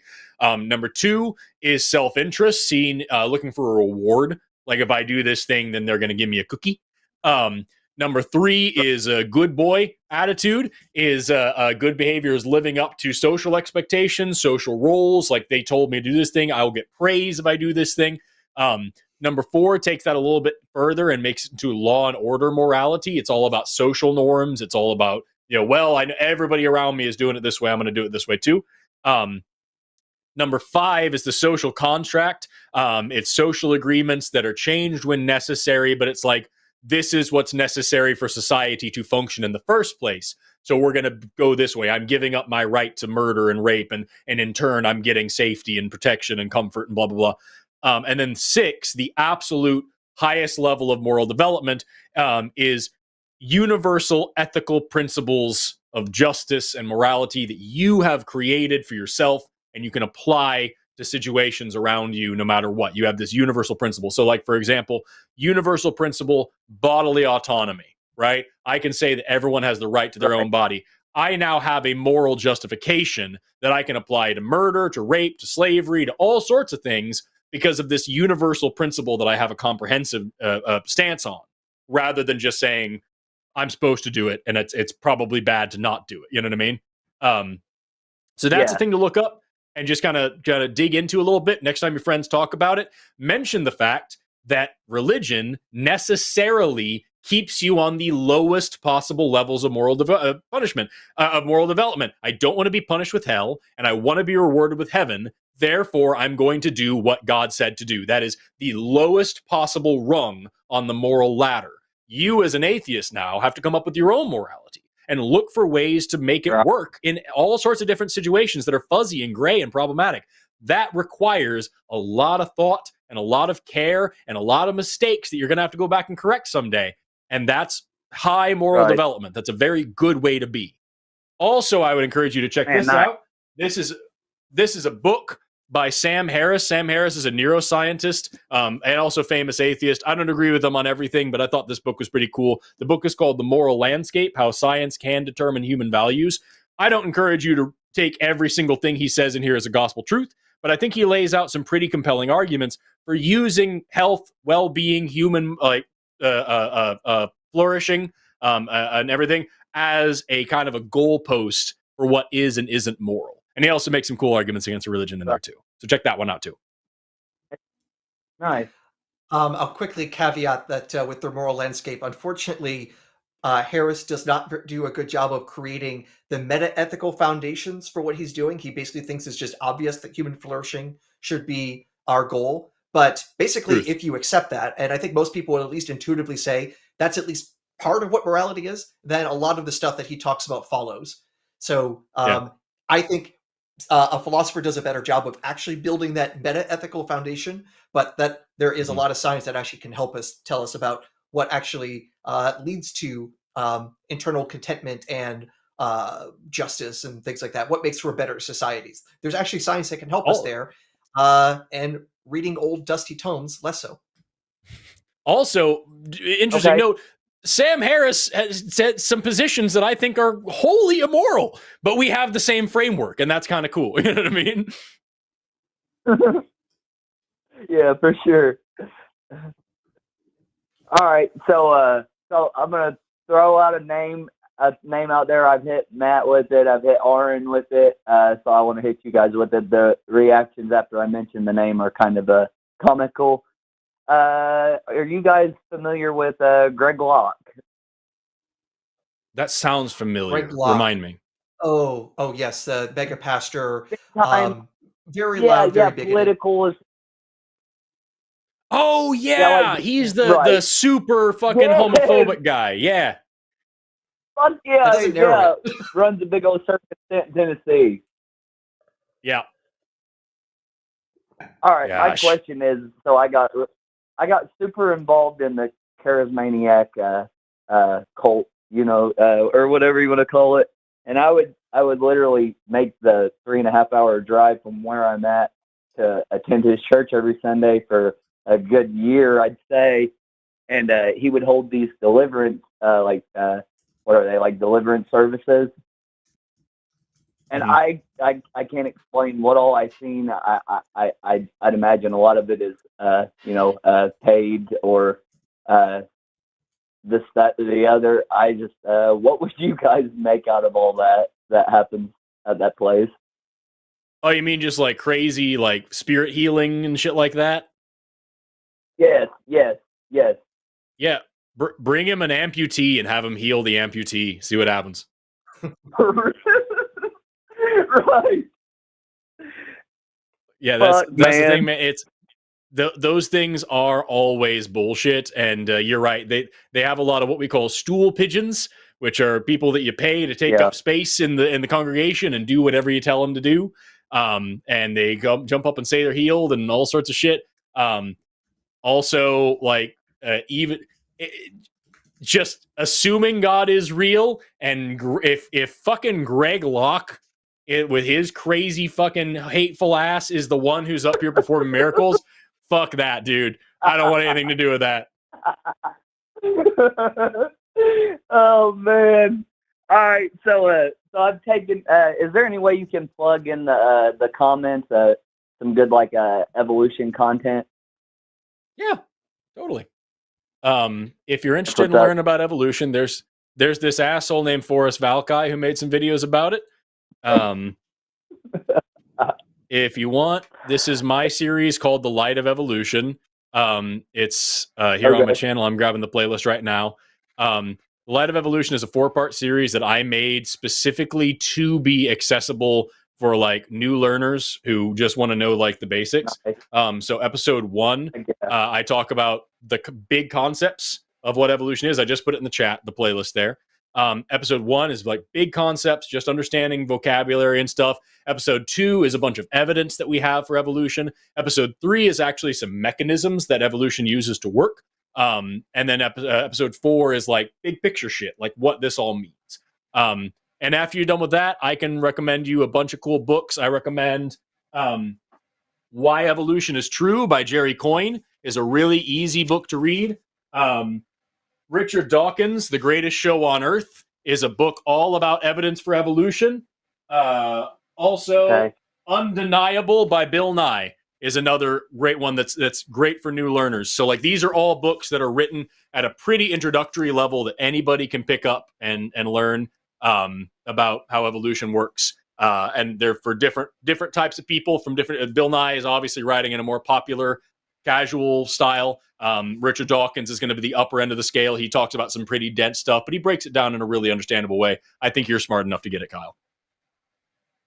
Man, I don't know, man. This side of things is like it takes a lot more brain. You can just spend your whole life following 66 books, or I mean, is it just a lifelong journey of learning? If you want it to be, in my opinion, I would say if you're not learning, you're probably dead. Yeah, if you want to, you can trade out the Bible for anything else. A lot of people who become atheists become conspiracy theorists too, and they just jump into the next dumbass thing that they want to believe. Right. And there's a lot of atheists out there that are stagnant in their learning, and they've dropped God and they don't ask any more questions, and they just carry on with their lives, just not caring about anything. I think that's really boring. But you can do that if you want. But if you want it to be, the coolest thing about this universe, man, is that every damn time you answer a question, you're gonna find 2 more questions to ask. And so if you stay curious and you stay hungry and you stay excited to learn new stuff and just keep your eyes wide open, you will never be bored a day in your. I can't remember the last time I was genuinely bored, because there is always something to do, something to work on, something to think about, something to learn, somebody to go help. And I don't believe in an afterlife. So when I'm sitting there doing nothing, I'm like, fuck, this is the only time I've got. I've got to go do something. I've got to go learn Right. something. I've got to go be something. I've got something to do. And even if that something is just sitting out in nature and being quiet and listening to some birds, you know, that's something beautiful to do. Hey, fucking men, man. Hey, so is creationist, or is people scared of evolution because it completely destroys the creation side? Man, I'll be honest, I don't know why creationists have such a hard time with evolution. I think it is because it's like the last gasp that they've got left, because they had to let go of the age of the earth. They had to let go of lightning. They had to let go of plate tectonics. They had to let go of the age of the universe. They had to let go of radiometric dating. And now you've got this group in there that are just like, no, damn it, nothing, no science works. None of it at all. It has to all be wrong. It's just this last little pocket of ignorance that's just desperate to stay in some semblance of relevance. Back in Galileo's time, those same people were saying that the earth is the center of the universe and all the planets revolved around us. And they had to let go of it. And at a certain point, and they were fucking torturing people for saying for saying that earth wasn't that special, and it's not. So like, it's just, it's knocking them off their pedestal, and that frightens them. When you believe that the whole damn universe was made with you in mind, evolution's a scary concept. Right. One last thing before we get off here. Yeah. It's so fucking funny, man. It's a Facebook, YouTube short of you, and I'm just gonna say one statement, and I want you to reenact it for me, please. Okay. I'm a pineapple. I'm a pineapple. Yeah. You know what I'm talking about. Yeah, you know what I'm talking about. Oh my God, dude. Huh? Yeah, dude. This mess up here. You're telling me this doesn't make you believe that there's no God? This is this is more beautiful than any Bible story. Man. All right, there's some. I'm glad that's going viral on Facebook. I'm going to need some help here. I think I was on with Aron Ra, and I forgot what it was. Yeah. I was so fucking bored by something somebody was saying, and I was like, just stupid. And so I like pulled my hair over to the side to make it just this big poof, like, I'm a pineapple. And just, I guess that made its way to Facebook. That's great to know. Fuck yeah, man. I don't even have a Facebook. I don't know what the fuck's going on over there. God, that's funny. Well, hey guys, I appreciate your time though. I appreciate you, Kyle. Aaron, before we let him go, do you have anything you wanted to throw in there? Kyle's nice as fuck. He'll believe you if you say things. Right. Oh, look. That could get dangerous, so I'm going to keep my mouth shut then. Hey, yeah. That really is how I roll. Kyle, you are one of the best callers we have, and I really appreciate you, man. I'm really happy to hear about your journey. Thank you so much for calling in with more questions, man. Call us back anytime. Yes, sir. Have a good one. Take care, dude. All right, see you guys. Kyle is like he's a real dude. He's just a genuine, like, real guy. He's very honest, and like he called in a couple of times when I was on with Matt, and when I was on with, I think, Seth Andrews at one point, and was a devout Christian and was questioning some things, and he asked really at first really basic questions about just like, what do atheists actually believe? Like, what are you talking about? And like, after like the second and third time he called in, he was like, I think you're like, this doesn't make any damn sense. But I'll be honest with you, I've got this big tattoo of like a Bible verse on my fucking head, and I don't know what to do at this point because like, this doesn't make any sense, and I'm in too deep. And we were like, yeah, dude, that fucking blows, man. I'm so sorry. And he said he would call us back, and sure enough, here he is as now an atheist, having finally let all that stuff go and dealing with his friends. That man, Kyle is a real, genuinely cool guy. Love that dude. I'm glad we get the awesome people calling in. Which then leads us to our next caller, and we got another theist caller on our list here. So it's been waiting almost for an hour as well, so we definitely got to bring in John, pronouns he, him. John is from Ohio and is talking about faith being necessary for morality. So, John, can you hear us? What a good call. Right after this.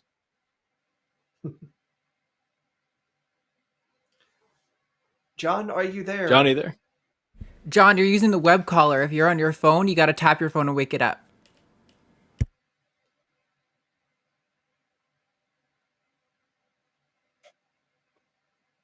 I really hope we get John, If you're because like John, we're not hearing anything. after we just had that whole talk about secular morality, I would love to talk to John.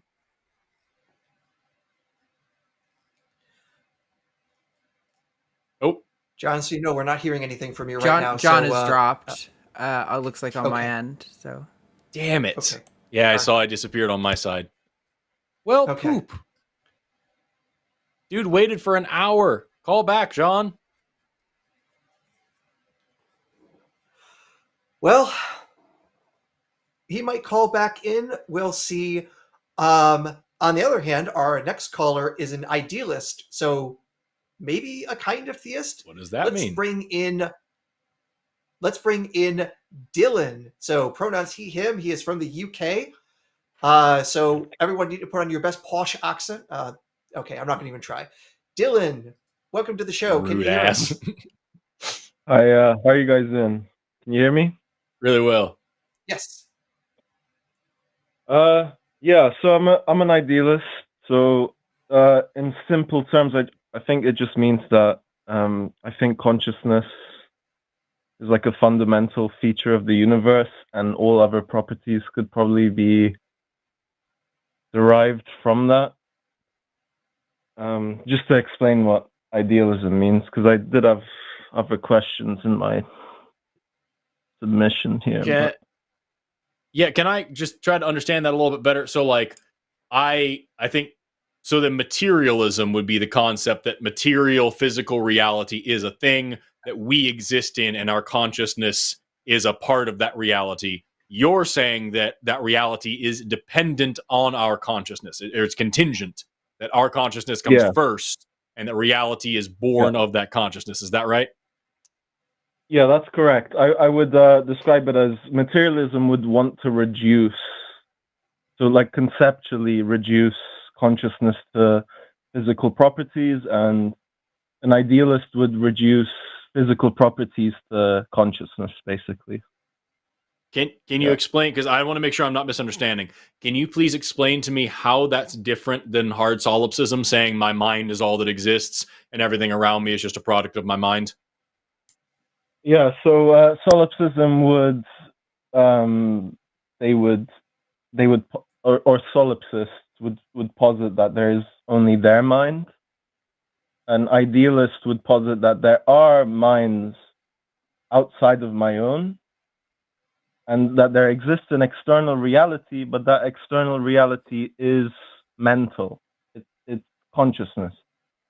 So, but a solipsist would say that it's only their mind, and everything else is like they're all philosophical zombies or what have you, right? Gotcha. Okay, I think I understand. I just want to make sure we're on the same page. Okay. Yeah, fair enough. Also, I guess as a clarification, Dylan, so my understanding is, just like any school of philosophy, there are many different versions of that. So you had mentioned the chat, idealism, you mentioned panpsychism. The original or the most foundational idealists like Berkeley basically believe the ultimate mind is God, and that's where everything comes from, ultimately the consciousness of God. Panpsychism can be atheistic. So where do you land on that spectrum? How are you, what kind of idealism are you aligned with? Yeah, that's a good question. And yeah, I respect Berkeley a lot, but I don't fall into his category. So I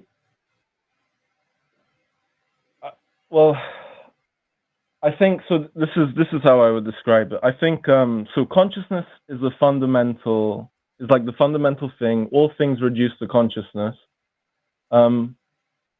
But I also think everyone is kind of it's kind of like, it's not Berkeley, but it's more, I don't know if you guys know much about like Hinduism or like Advaita Vedanta. But it's basically that Yeah. everyone is part of the same consciousness, and the material world as we experience it is kind of like it's like when you dream, right? When you have a dream, you experience like this whole other world, but you aren't actually separate from that world. It's all part of like, it's one mind, kind of.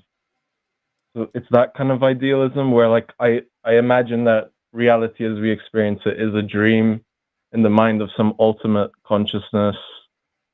And yeah, I don't know if that clears anything up. Maybe that made things worse, but Okay. Honestly, that makes you sound more like Berkeley than you first let on, because that's basically Berkeley's position, except out of Christian theism rather than Hinduism. yeah, well, the thing with Berkeley is that he thinks that for a world to exist, you have to perceive it, and I take a different stance where I just think that being the world itself.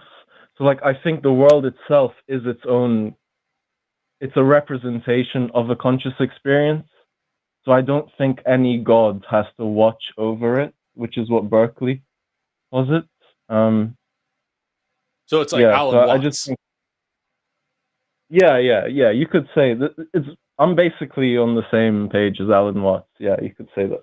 Yeah. So Alan Watts is the guy who's like, you at this moment are a part of everything in the universe. You are running the sun right now because it's just a part of you, because everything's a part of everything, and your consciousness is a part of the big consciousness that runs the whole All one. universe. Is that?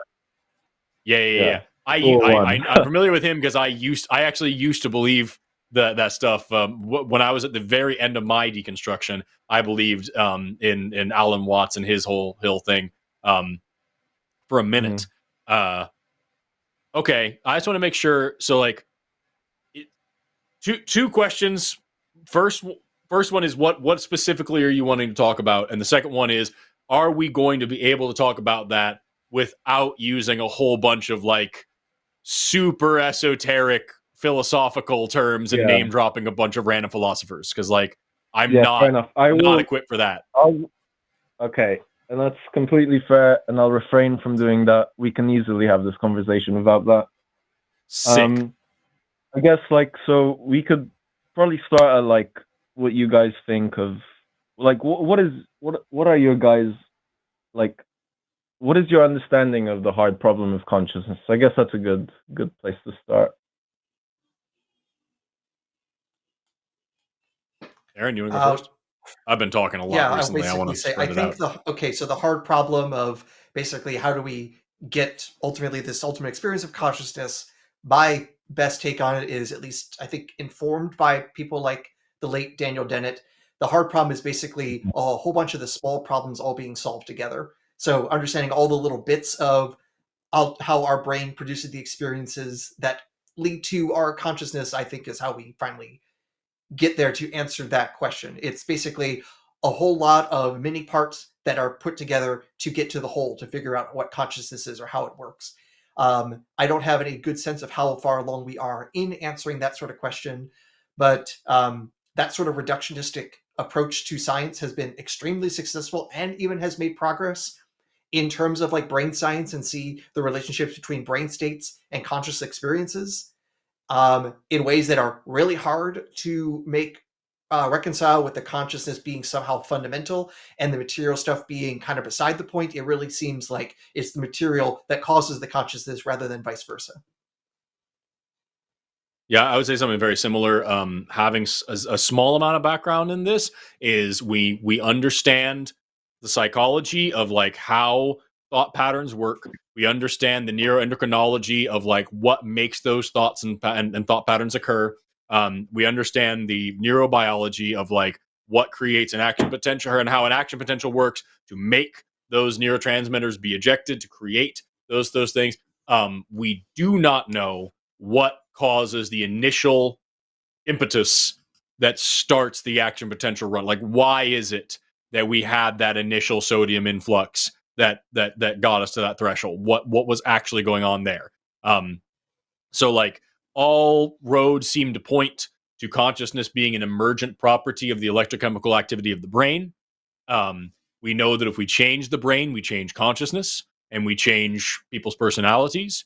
However, we don't for sure have a good handle on what consciousness actually is or where it is really, like, at its most fundamental point coming from, or how it really fundamentally works. That's where we're trying to figure things out. That's what I understand right now. I have an issue, and maybe it's because of my ignorance. I have an issue calling it a hard problem, like a hard problem of solipsism, which really genuinely has no logical outs. It sounds more to me just like a frontier in science. It's something that we don't know yet, that we're working on knowing. The same way that we don't know for sure what life is or how life works, but we know that it is a series of chemical reactions. We know what it looks like. We know what it does.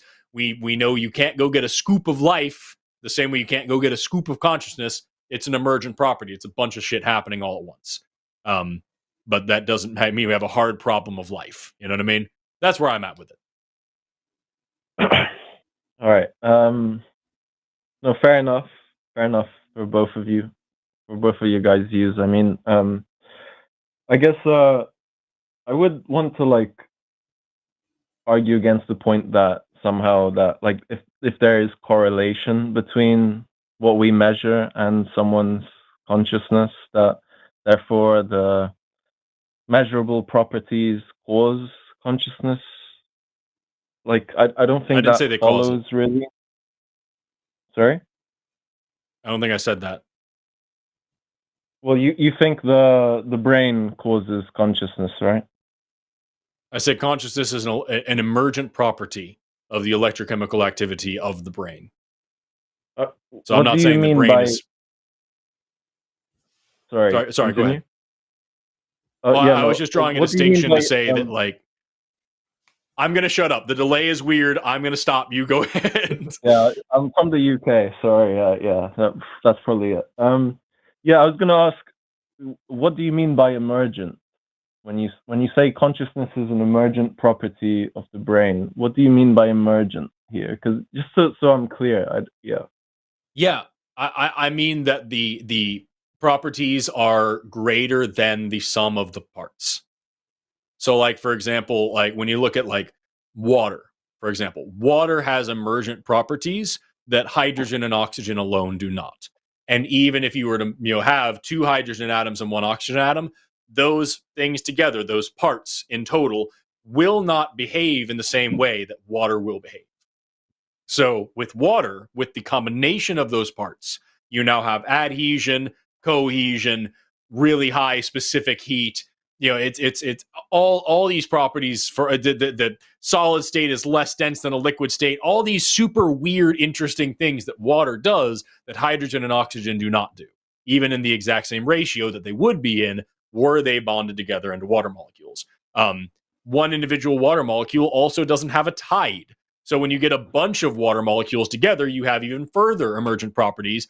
That is a new thing that the water on Earth doesn't have a tide. The moon doesn't have a tide, but combining these things creates a new thing called a tide, And so all of this is emergent properties. And so similarly, one individual atom doesn't have consciousness, one individual cell doesn't have consciousness, but the interactions between all these billions of cells in our brains and all these neurotransmitters flooding in all different directions and all these action potentials all happening, all that all together creates a new thing called consciousness that wasn't there before. It's an emergent property, something that is more than the sum of the parts that went into making it. But so you'd think, though, that the hydrogen and the oxygen, like if we knew the like initial state, all the like initial variables, we could deduce the properties of water, right? Like what do you mean by like a magical state?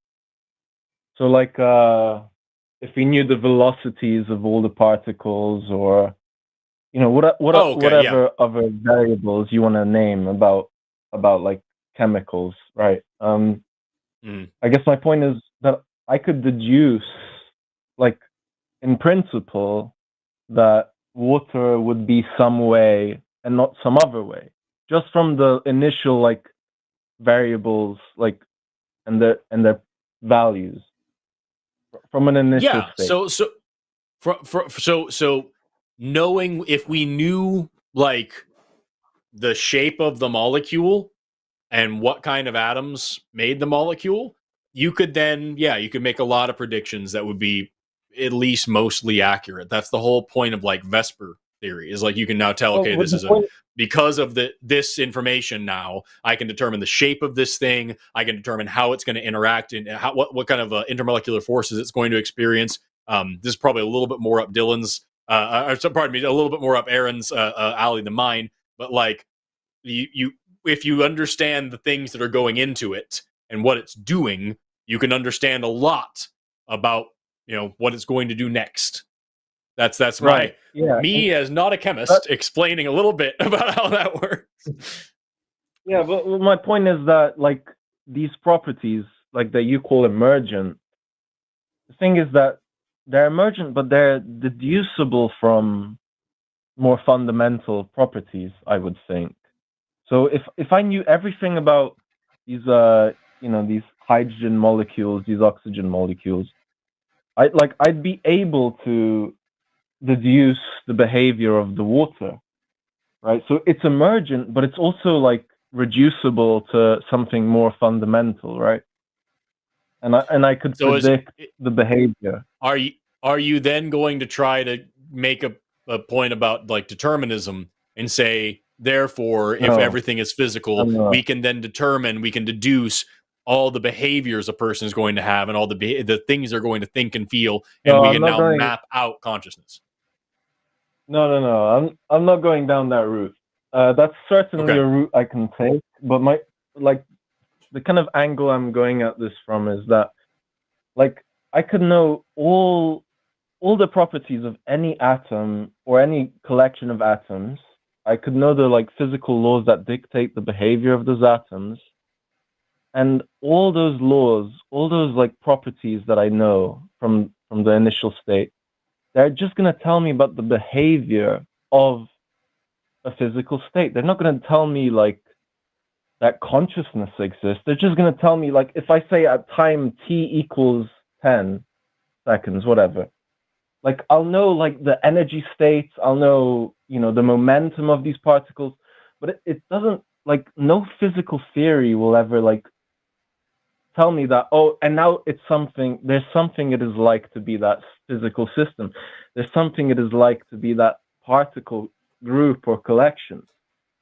So I think we're getting to the heart of the issue. And the thing is, that's the assertion that the physical can't explain the conscious.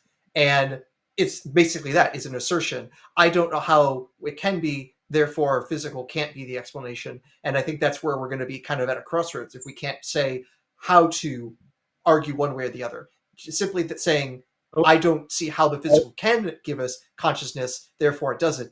That's not going to push us in convincing us one way or the other. I think you're trying to accuse me of like a God of the gaps thing here, and I don't think that's what I'm doing, because not what I got out of it. Well, I don't think science or any physical theory you could think of, it's an in principle thing, right? Like, science tells us what nature will do. It'll give us a description of the behavior of nature. But the behavior of nature, like, I could predict everything you will do. For example, I don't know, Forrest, or I could predict everything you do, but that doesn't tell me anything about what it is like to be you, right? Like, there's a phenomenal aspect to what it is like to be Forrest, and my physical theories, despite being predictively powerful, they're not going to tell me anything about what what it is like to be you. So I guess that's just I would say phenomenology. you can actually predict.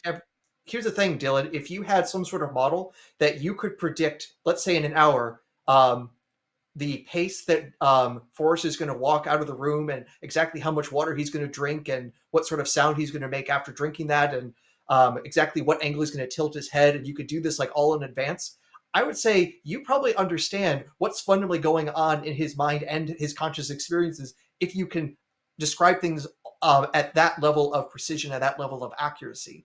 To say that We explained everything, we can predict everything, but we don't understand seems incoherent. I can predict where Mars is going to be in the next 1,000 years, but I don't know what gravity is. It's like, no, clearly you should know what you're doing. No, that's not what I'm saying.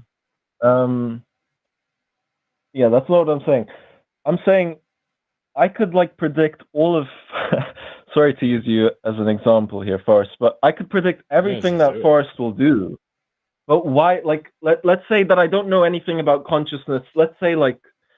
Well, no actually, one ever Dylan, here's the told thing. me If you about could this predict concept. everything Dylan, if you could predict everything Forrest is going to do, that means you have to predict his thoughts, because his thoughts pretty strongly correlate with what he does. Yep. Yeah, but well, when you say I predict his thoughts, that's a bit ambiguous because I don't know what it is like to be Forrest, even though I can. If you can It's predict weird. everything there's he can nothing do about- or will if do, I predict- you must know his I just thought really processes. say this. You'd I have to make those predictions. Otherwise, there'd have to be a complete disconnect between your conscious experience and the things you actually do in the real world. If you think the two are completely disconnected, I think you think humans are much weirder than I think they are. Well, no, I don't know. I don't mean to be rude, but I do feel like you're begging the question a bit there, because I think that there is a difference between the behavior of a system and what a system actually is in itself, like what the essence of that system is. So, the point I was Well, trying here's the to thing. make I by think saying here's I where you're could predict misunderstanding me all on of an important thing. Forrest's I'm saying if behaviors. you can predict the behaviors, if you are predicting a person's behaviors based on their thoughts, you have to be predicting their thoughts. Well, why? Wait, You hold have on. I to be didn't say predicting based their on their internal thoughts. world to then say what will be the expected behaviors based on that internal world. Yeah, I didn't say based on Forrest's thoughts. I didn't say I was predicting his behavior based on that. Look, I'll just quickly say this really quick. I don't want to be misunderstood, so I'll just do it really quick. I think I could predict all, like, so let's say materialism is true, and I know all of like Forrest molecules. I know all the atoms, the position they're in, the momentum, the spin, the charge, whatever, right? And let's say if materialism is true, I can predict all of his behavior, right? Like I'll know what he does in 10 years, let's say, or I don't know, in 5 seconds, whatever. And the thing is that me knowing all of these properties, they only tell me about what future states will do. They don't tell me what they are, right? So if Forrest is conscious, if there's something that is like to be Forrest, like me knowing the particles, what they will do, their physical properties, their charge, spin, momentum, whatever, you name it, they're not going to tell me anything about the phenomenality of being Forrest.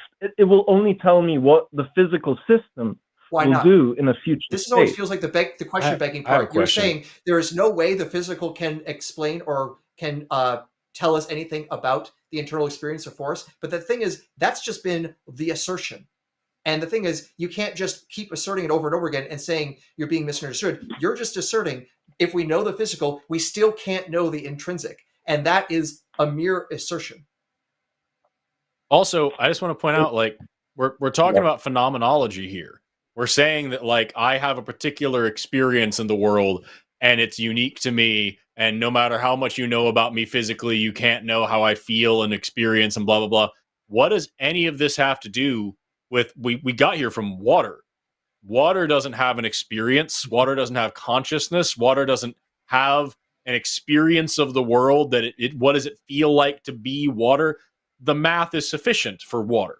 So, like, if we're talking about anything other than a human or any sentient being, then, like, the math is just fine. It doesn't have thoughts to worry about. It doesn't have experiences to worry about. It doesn't have any kind of esoteric, whatever you're trying to bring into the equation here. You're just applying this to me. And when talking about something like me, that is the only time it's appropriate to apply it. It doesn't tell us anything about reality. It doesn't tell us anything about a deity. I don't know where we're going with this. Yeah, so I was just trying to explain the hard problem of consciousness, what it means. I do believe at the beginning you guys asked, like, what it even means for a hard problem. So I was trying to like highlight what that means, but also the reason that it applies to you but not to water is because our physical theories, like that we group, we make categories like hydrogen and oxygen, and we find a way to we find explanatory power from creating those categories. The reason that it applies to you and not to that is because when we apply it to that, we can deduce all the properties we need, right? Like we have predictive power from making certain categories when it comes to certain elements or liquids, whatever, like water. Can Whatever I else be you want to name. listen? I'm sorry. This is Aaron. I'm not in the driver's seat, but it's been 25 minutes. Can I be a dick and just ask like where we're going with this? Like, Well, may I be a dick to your dickishness by steering the question in a slightly related way, but different? please. Dylan, Yeah. at the beginning of the call, you actually said that on idealism, everything material can be derived from the psychical, from the mental. So let's now actually reverse things. If you're saying everything is ultimately derived from the mental, can you derive the mass of the Higgs boson from idealism? Yes, completely, yeah. Show me Do how it. that's done. So I think mathematics is a mental construct. Science is basically... Mathematics is a language. It's a way of describing things, so no. Sorry? Mathematics is a Did you say language. that again? It's a way of Sorry, I didn't hear. describe things. Mathematics is our way of describing things. It's effectively a language. Yep. It's our way of describing what's going on. And the Higgs mechanism, we use mathematics because of its extremely useful nature to us. It's a very precise language. Yeah, I agree. And that's us using a language to describe stuff that's completely material. It's our description of it. No, Our description is not the same thing as the thing itself. But wait, hold on. That's an assertion, right? Like, we don't know that it's completely material or devoid of consciousness. We simply find observation. You just claimed earlier that you can derive the Higgs boson's mass from idealism, and you're just saying math. Yep. No, wait, hold on. Because materialism is an interpretation of science, just as idealism is. So don't act like I'm making some unjustified step. We're in the same position here. The point is that who explains the reality boson is actually predicted is the based most on parsimonious completely explanation. materialistic That's one we should mechanisms. accept. Sorry. We should accept the thing that actually make you. predictions. One of them is not using idealism at all to make his predictions and came out to be true. So show me how you can but one of predict the them mass isn't using they're not using materialism either, right? Because materialism is a metaphysical interpretation. Don't talk about physical things? Sorry? You don't think physicists talk about physical things? Colloquially, yeah, they talk about physical things. Colloquially, yes, colloquially, but they're not. They're not actually. And I ask them how many times do they talk about the different atoms talking to each other and having mental experiences to create the Higgs field. I will see how much of a laugh I get out of that. But besides that, can we actually derive any science from the fundamental idea that mental things are fundamental rather than material things are fundamental? Well, the problem is that, look, physics would be exactly the same if idealism was true. So I just want to get out of that weird assertion there. That's just completely false. I don't know why you would say that. But science is metaphysically neutral. We observe things. We don't have to assert that what we observe has a certain nature, that it is devoid of consciousness. Back up your assertion that you just made a second ago. Yeah, please. Just a second ago, you said that physics would be exactly the same if idealism were true. If our brains are all collectively making physical reality, then it would stand to reason that if our consciousness changed, if enough people changed their minds, then physics would change as well. The physical universe, contingent on our minds, would change along with our minds. As opposed to materialism, which is saying that the material universe exists independent of our minds. Our minds are a part of that, and it doesn't matter how hard I think, the world is what the world is. So I agree justify with what you just said. The material world is what it is. Idealism is not the thesis that if I think hard enough, then objective reality will change. No, thesis not you of idealism specifically. is that All minds. No. Yeah, You said I meant that it physical in a general reality sense. is contingent on all of our consciousness. So if all of our consciousness were to change, then the material world would change, right? If all of our consciousness would change, then the material world would change. Is that your question? Yes. I don't know. I think that question has too many materialist presuppositions baked into it. But I think that's let me ask you a different way. Let me ask you a different question then. If all people, if every thinking person, if everything with a consciousness in the entire universe was to be killed, would the universe stop existing? No. So then it's independent of minds. No, because matter is... Okay, so I'll just say this one more time. Matter is a representation of consciousness. So when I look at your body, I see matter, right? I see well, I don't see electrons. Electrons are just models to explain what happens.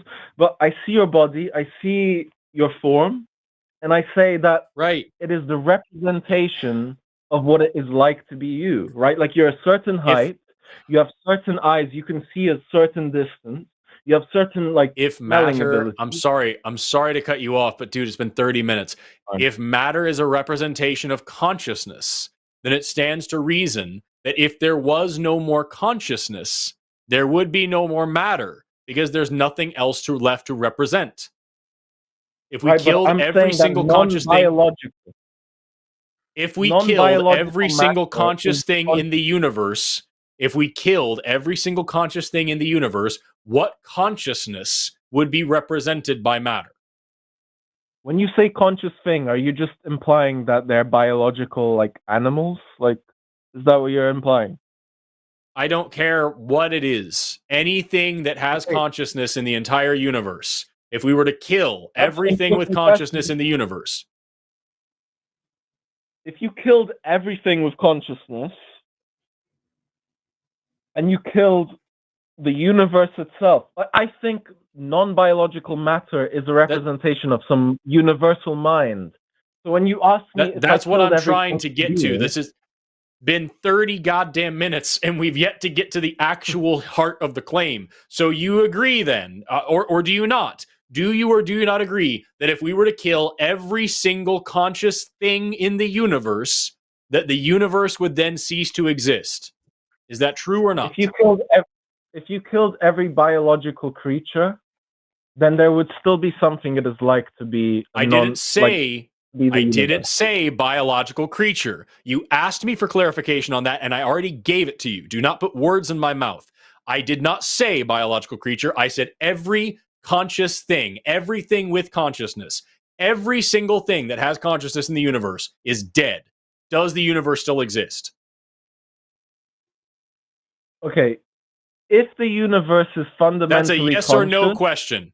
That is a yes or no question. You have to ask the question under my framework. If the universe I don't have to do shit like this is a yes or no question, Dylan. It's very straightforward. If there are no minds, does the universe still exist? Okay, hang up on me after this reply if you guys think I'm being dishonest, okay?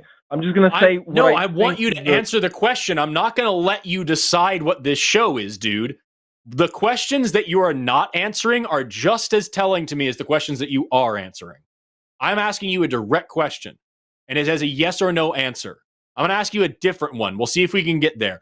Does the universe exist right now, yes or no? Yes. Would the universe exist if there was no conscious being in the universe, yes or no? I think the universe is conscious, so the question is weird. So for you me. can't answer a yes or no question.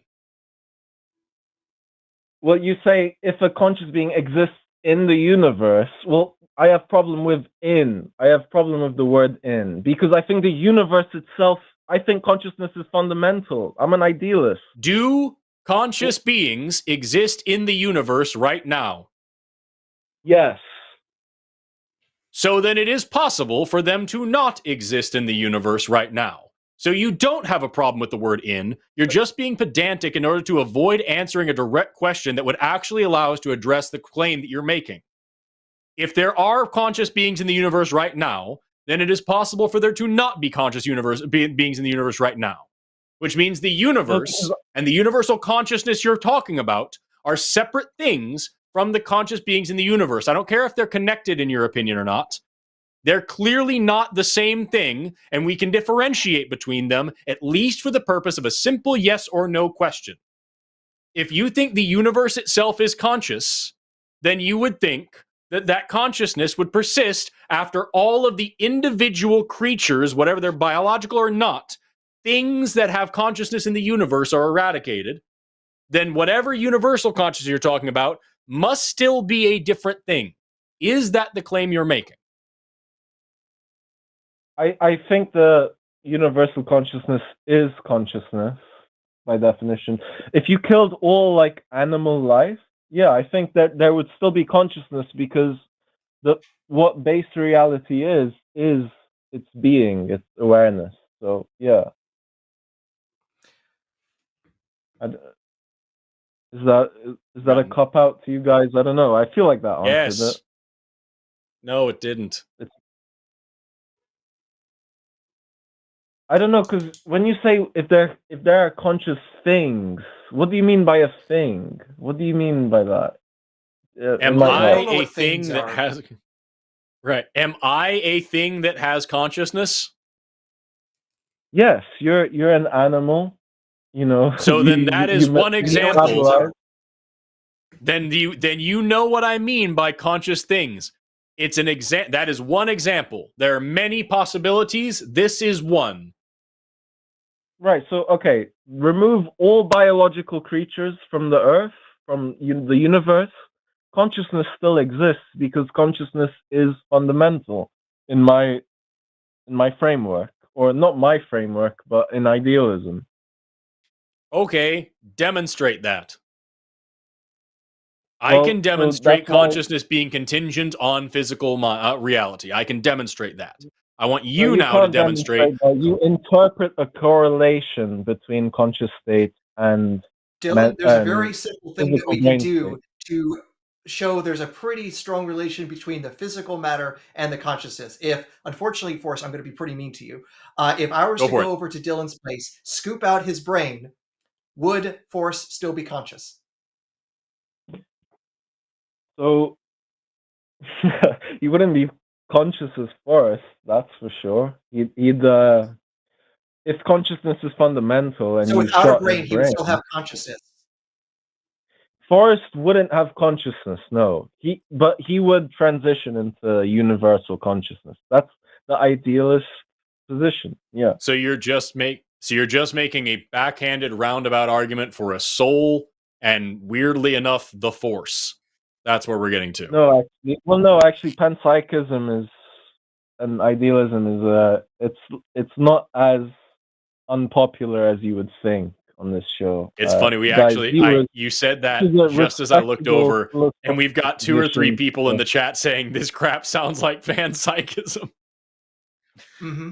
Yeah, I put it in the topic or question section. Like, he did, yes, yeah. He mentioned panpsychism in the earlier backstage section. Yes. Oh, neat. Look, idealism is a form of Dylan, in that case, let me check another quick thing. And I know we're kind of long at time, so I'll try and make it a quick question. Is every single material thing in the universe conscious at some level, like Philip Goff thinks with his panpsychism? No, I don't think atoms or particles are conscious. I think biological creatures have their own center of awareness, But I think What are non-biological creatures made out of? material in the world is What are creatures made out one of? conscious being. Sorry? Dylan, what are creatures made out of? You have to repeat that. Sorry, my internet's pretty bad. Okay. What are creatures made out of? The most fundamental parts of creatures. Yeah, they're made. I guess you could model them as beings made out of This particles. isn't modeling. This is a simple, straightforward question. It's a model. What are No, creatures actually, made no. It is a model. It's all modeling. You've never seen a particle. You can't see it through a Yeah, I have. microscope. Yeah, I have. Well, yeah, that's impossible. You ever heard of an electron microscope? You can see individual atoms. This is not that hard. You can. You can't see them. You can see the effect of them. Well, in the same way, you don't ever see force. You just see some light that bounced off him. So we Right. can either be pedantic like this, Force or we can talk about how we actually use words. And the way we use words is, I'm going to just speed things up along. Dylan, you and I, Forrest, everyone is made up of atoms, right? Well, no, that's how we model ourselves. Yes but or it's no, not or actually do you what we actually are. still live in the 18th century? Do you guys like Bertrand Russell? Are you guys a Yes fan of or him? no? How about He answer asked my a question? yes Are or you no made up of question. atoms? No, I am not. I'm not made of atoms. No, atoms are a good model of, how my body works, but they're not actually what is metaphysically real. So yeah, I reject that. Yeah. What do you mean There we not go. metaphysically real? So apparently, again, So- you now live in the wrong century. We can see individual atoms. We can manipulate individual atoms. We have to do that to build the processors for the computers we are currently making this show on. Mm-hmm. I know. Yeah, the computer works as though a certain So the computer's made of electromagnetic atoms, but I'm not. theory. Sorry. The computer's made of atoms. You We're sure repeat of that, but I'm not made of atoms. You're not sure about that? No, I'm not sure I think atoms are abstractions. They're a representation of a certain set of observations we make in the physical world. We see Aaron, we see one thing, we see another thing, and then we create a connection between them, and then we have a physical theory. That's it. When you're done, Aaron, I think I have something. I think I understand. When you're done. Okay. So here's the thing. So Dylan, I just need to kind of cut to the chase here. Our model of atoms, which happens to work pretty fucking good, so much so that there's just nothing else that I competes know, with it. yeah. Oh, yeah. Like literally Let's nothing go. else competes with it. So if you want to say we're not made out of atoms, the onus is not just on you, but there's like 11 Nobel Prizes you're going to have to earn to overthrow that. But so let's stick with what we actually can show. We're made of atoms. So- If you agree that the atoms themselves are not conscious, but we are, that means the assemblage of atoms produces consciousness. That's emergence, which is exactly what we were talking about at the beginning. Thanks. We wasted our time for the last 40 minutes. Yeah, but no, it doesn't mean that. That's a non sequitur. First of all, Actually, Okay. I Non sequired sequitur. quite well today. Thank you.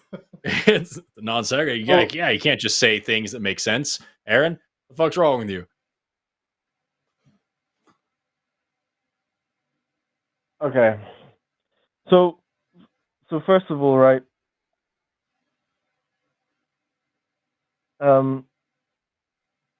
Just because I'm gonna go and help you here, Dylan. I think I understand. I've got a whiteboard here. We're gonna break this down real clear for everybody in the audience. See, here's ideal the consciousness right here, and here's physical reality here. See, and here's where they connect, right there. See that? This I think I'm building a model, and it makes a lot of sense. It makes more sense than anything I've heard in this whole discussion.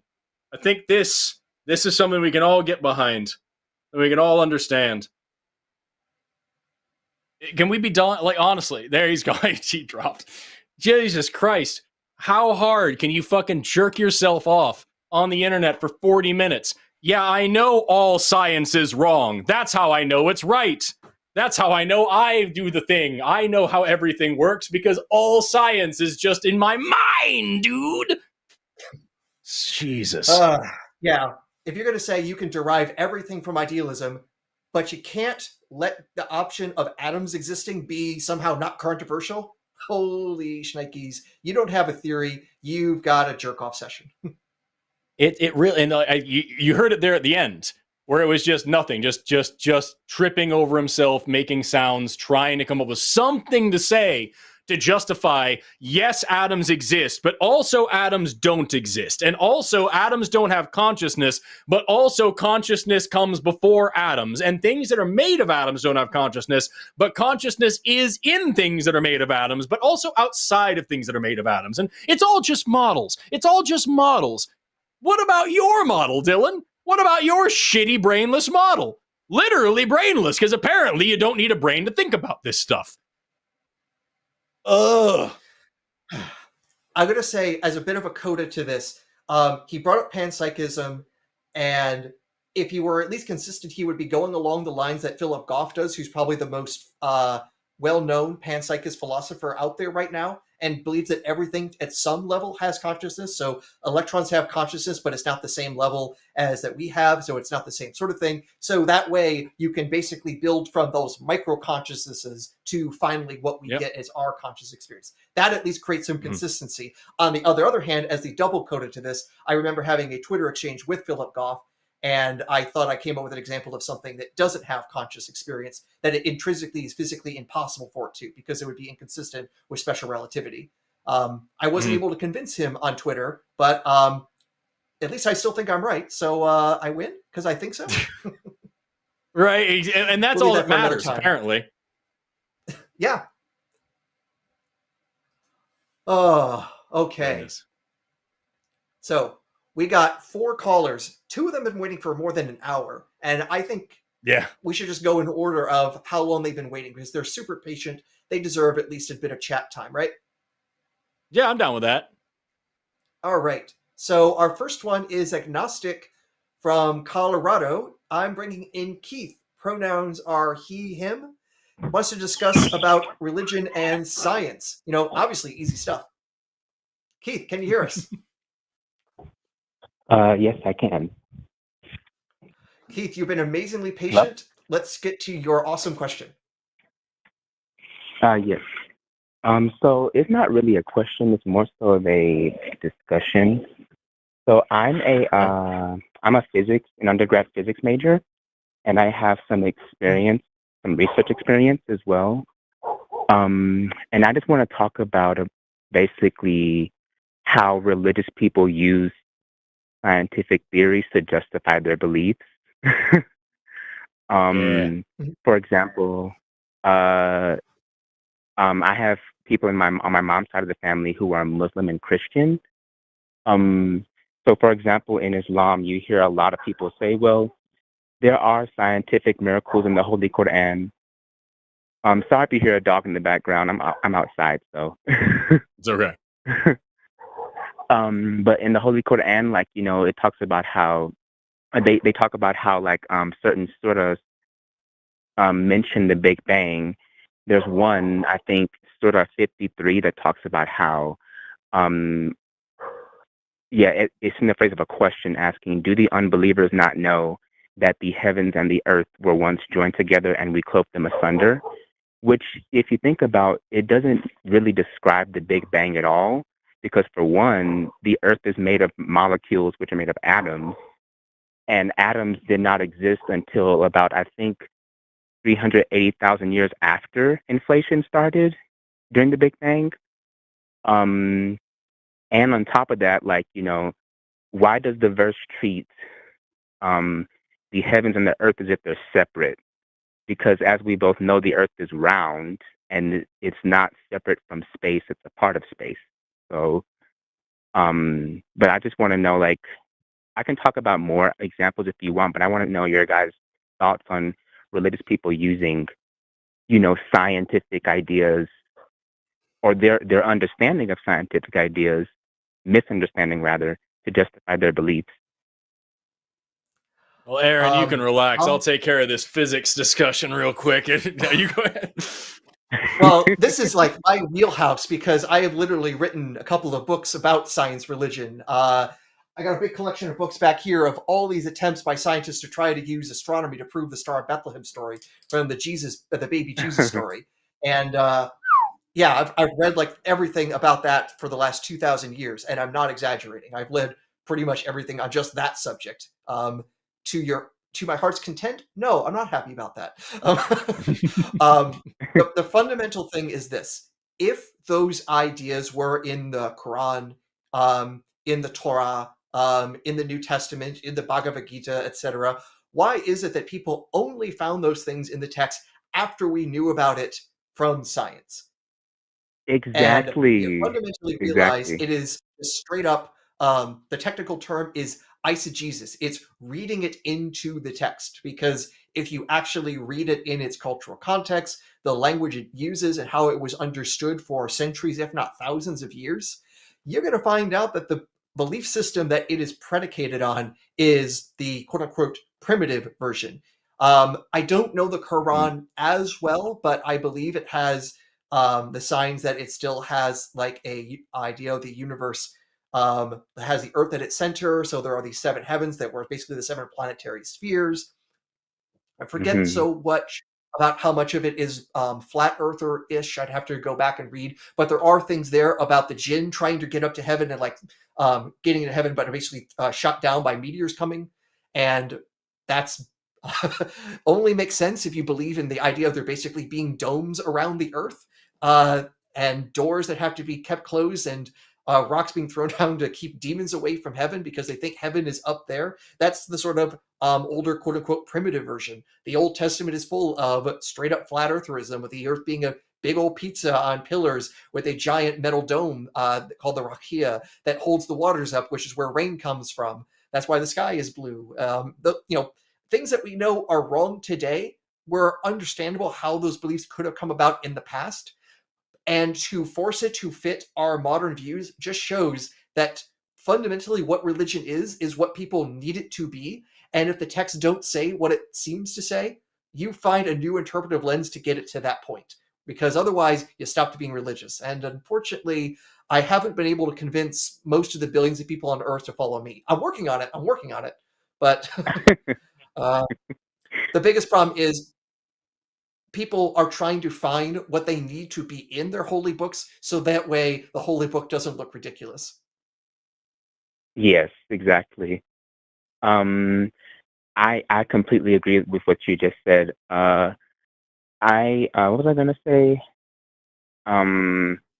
Yeah, like it's like if you want to use science or scientific theories to prove your religious beliefs, you have to actually do what we, as because like all 3 of us here are scientists, right, and teachers, right? So it's like, how can you, if you want to actually do that, you have to actually engage in the scientific method, and they don't want to do that because they know it'll disprove their ideas. Yeah, that is the issue. Is like a lot of it is begging the question. It's that the Bible says this is true, and therefore I see it, and I know it's this because it says so in the Bible.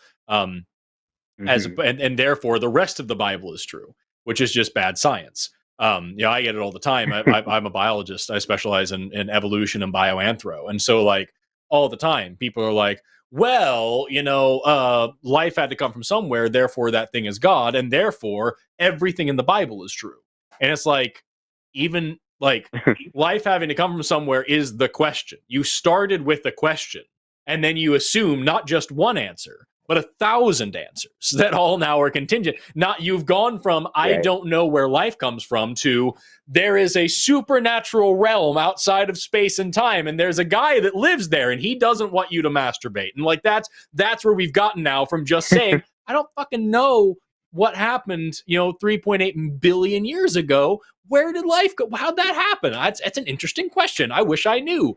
And we can't just leave it at that. We have to say, well, it's because magic. I get it all the time with you're asking about like using science to push religion. I get it all the time with mitochondrial Eve and Y chromosomal Adam.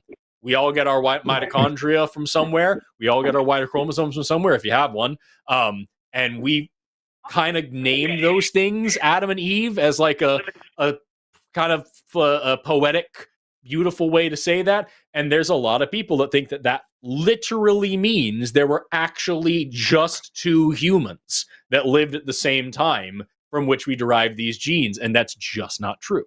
So it's real frustrating, yo. And it shows that people are plagued with a lot more confirmation bias than they like to admit. Yes, I completely agree. I think what it is, though, is confirmation bias. But I also think it's something that plagues humanity in general. Like, we want to believe in think about it this way. We want to believe in something that comforts us, makes us feel good, because reality can be very brash. It can be very harsh, right? So it's kind of like just a huge sense of denial in reality. And it's like, that's not going to help us. It'll make us feel good. Yeah, it'll give us some dopamine release, but it's not going to help us, right? You can look up, there's a concept that's really cool called terror management. And basically it boils down to,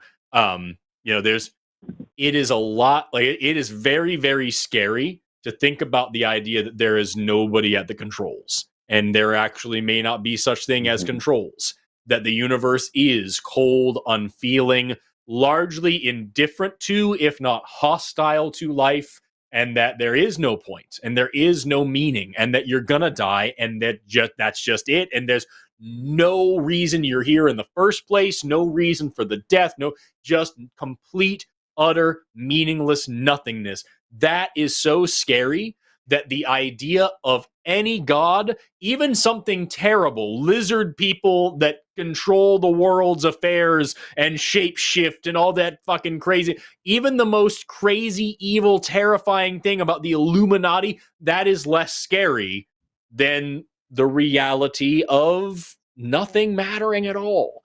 And so in order to deal with the terror of living in this world and not being held accountable to anything, we invent these things, these monsters in the sky that are watching over us and really want to make sure that they have a handle on what's going in your butt, you know? Literal monsters, yes. What are you pointing at? Is that Kermit the Frog? Oh, no. Exactly. This is Cthulhu. It's a plushie Cthulhu. I love it. I've had it for quite a while, and he's constantly infecting my brain. That's great. Yeah, I was gonna say something, but I forgot again. Oh no, go ahead. It's okay. Are you done or no? Oh no, I was just gonna just put out there that I'm also a nihilist, and so like everything that I just gave you is framed by my philosophy as well. So take that into account, especially when you're doing your reading. Yeah. You know, you might disagree with me on some of that. I would think I'm a nihilist too, but like I'm kind of scared to like accept that term though, because people think if you're a nihilist, you believe in nothingness and like there's like just no meaning to life, which I agree with, like or like to reality, like to our existence as human beings. I would agree, but the beauty of that is that we can make our own meaning, right, and make our own purpose. So it's like, and I feel like it goes back to what you said. Like people are just terrified.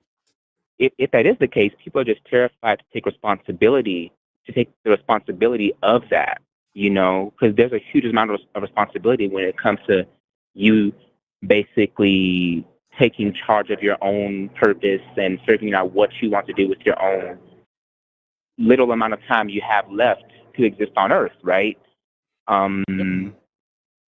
yeah, I don't know. Yeah. There are, if you want to get real pedantic about it. Oh, sorry, go ahead. I was going to say, unfortunately, speaking also of little time left on Earth, we're also kind of running late, so I think we might need to move on with our calls. There's a few other people been waiting patiently, so I need to be kind to the people in the chat. Right. Yeah. I was just very quickly. If you want to be real pedantic about it, Keith, there are different kinds of nihilism. The kind that I'm proposing is existential or not existential. Pardon me, is cosmic nihilism. There's different kinds of nihilism. Some of them are like nothing actually exists at all, and some of them are just like nothing actually fucking matters. And then you can compare that to I think it's existentialism is the like trying to derive meaning from the nothing. But I do the same thing with stoicism. I don't know, man. Just don't be too worried about the labels, because you're going to find some philosophy bro out there that's going to tell you you're using the labels wrong anyway. Just find your own thing, is all I'm saying. Yes, I'm going to definitely look into that. It was very good talking to both of you, and I hope to call in again and run into you two again. So, Likewise. Good luck on Thank your you so much. scientific endeavor. Of course, you guys too. Cheers. Good night. Got 3 scientists on the line all at once. Show can't handle this much science. We're gonna have a conference call and we're gonna just science the hell out of this show. Right. All right. So our next caller is an agnostic, coming out of Iowa, if I am reading that correctly. So D, pronouns they, them. Is the soul and mind linked, and or are they the same? So this kind of relates to one of our earlier calls. D, can you hear us? Yes, sir. Hi. Hello. Hi. Hello. Hello. Hi, we hear you. Oh, okay, good. Good. So I'm a little, guys, I'm a little nervous because I've been listening to this entire show. Lots of science. I appreciate Aaron's Martian reference. Science the shit out of this. Gosh, and Forrest, I'll tell you, I'm in awe of your knowledge of biology and that. You've obviously been very dedicated to that for ages and ages, but Thank you. you're able to go out there and just talk philosophy type stuff. I never knew that you were a nihilist, and I'm not saying that I know a lot about nihilism, but you seem a little too happy to be a nihilist, and It's a wonderfully freeing philosophy.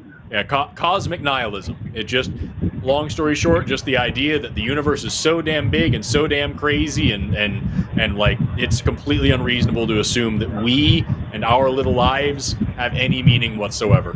And since nothing has any meaning, you get to decide what you want to do and who you want to be. And I happen to find that delightfully absurd. And so I've coined the term smileism on this show a couple of times. Just smiling nihilism. Okay, all right. Are you seeing this fucking hair? Yeah. That guy. What is that guy doing? Go on. What are you saying, D? What are you calling us for?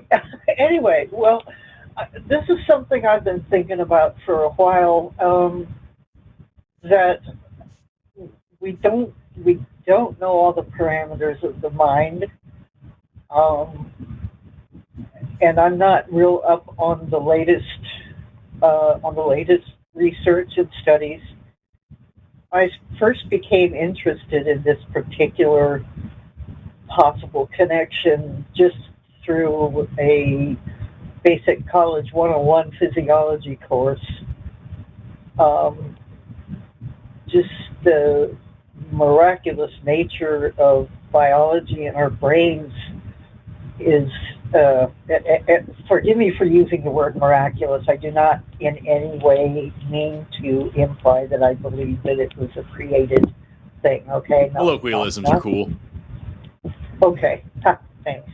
I had to stop myself and realize what I just said. Oh my goodness. And because we don't know the limits of our mind, I've wondered many times if the soul could possibly be an expression of one type of expression of a mind.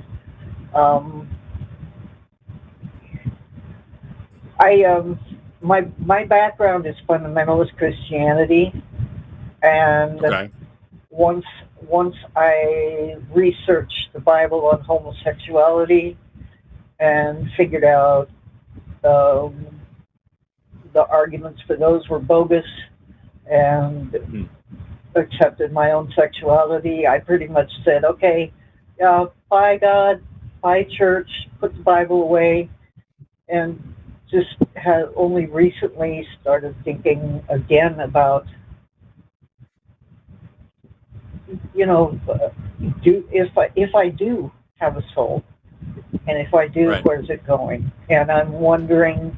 And then I got this physiology class, and then I started looking at some very, very basic philosophy courses, and I'm just wondering, is the mind at all linked to a soul, or is the soul just an imaginary thing? And I need to really finally let go of this whole thing. Yeah. Aaron, after you. This way. I guess, the only way I distinguish mind and soul is the soul is supposed to somehow exist separate from the body, so when the body dies it can exist. And I'm so sorry. best Can I of my cut in for a second? I'm so sorry. Yeah. D, do you have like a fan on or something? There's a lot of background noise and it's incredibly distracting. Oh, hang on.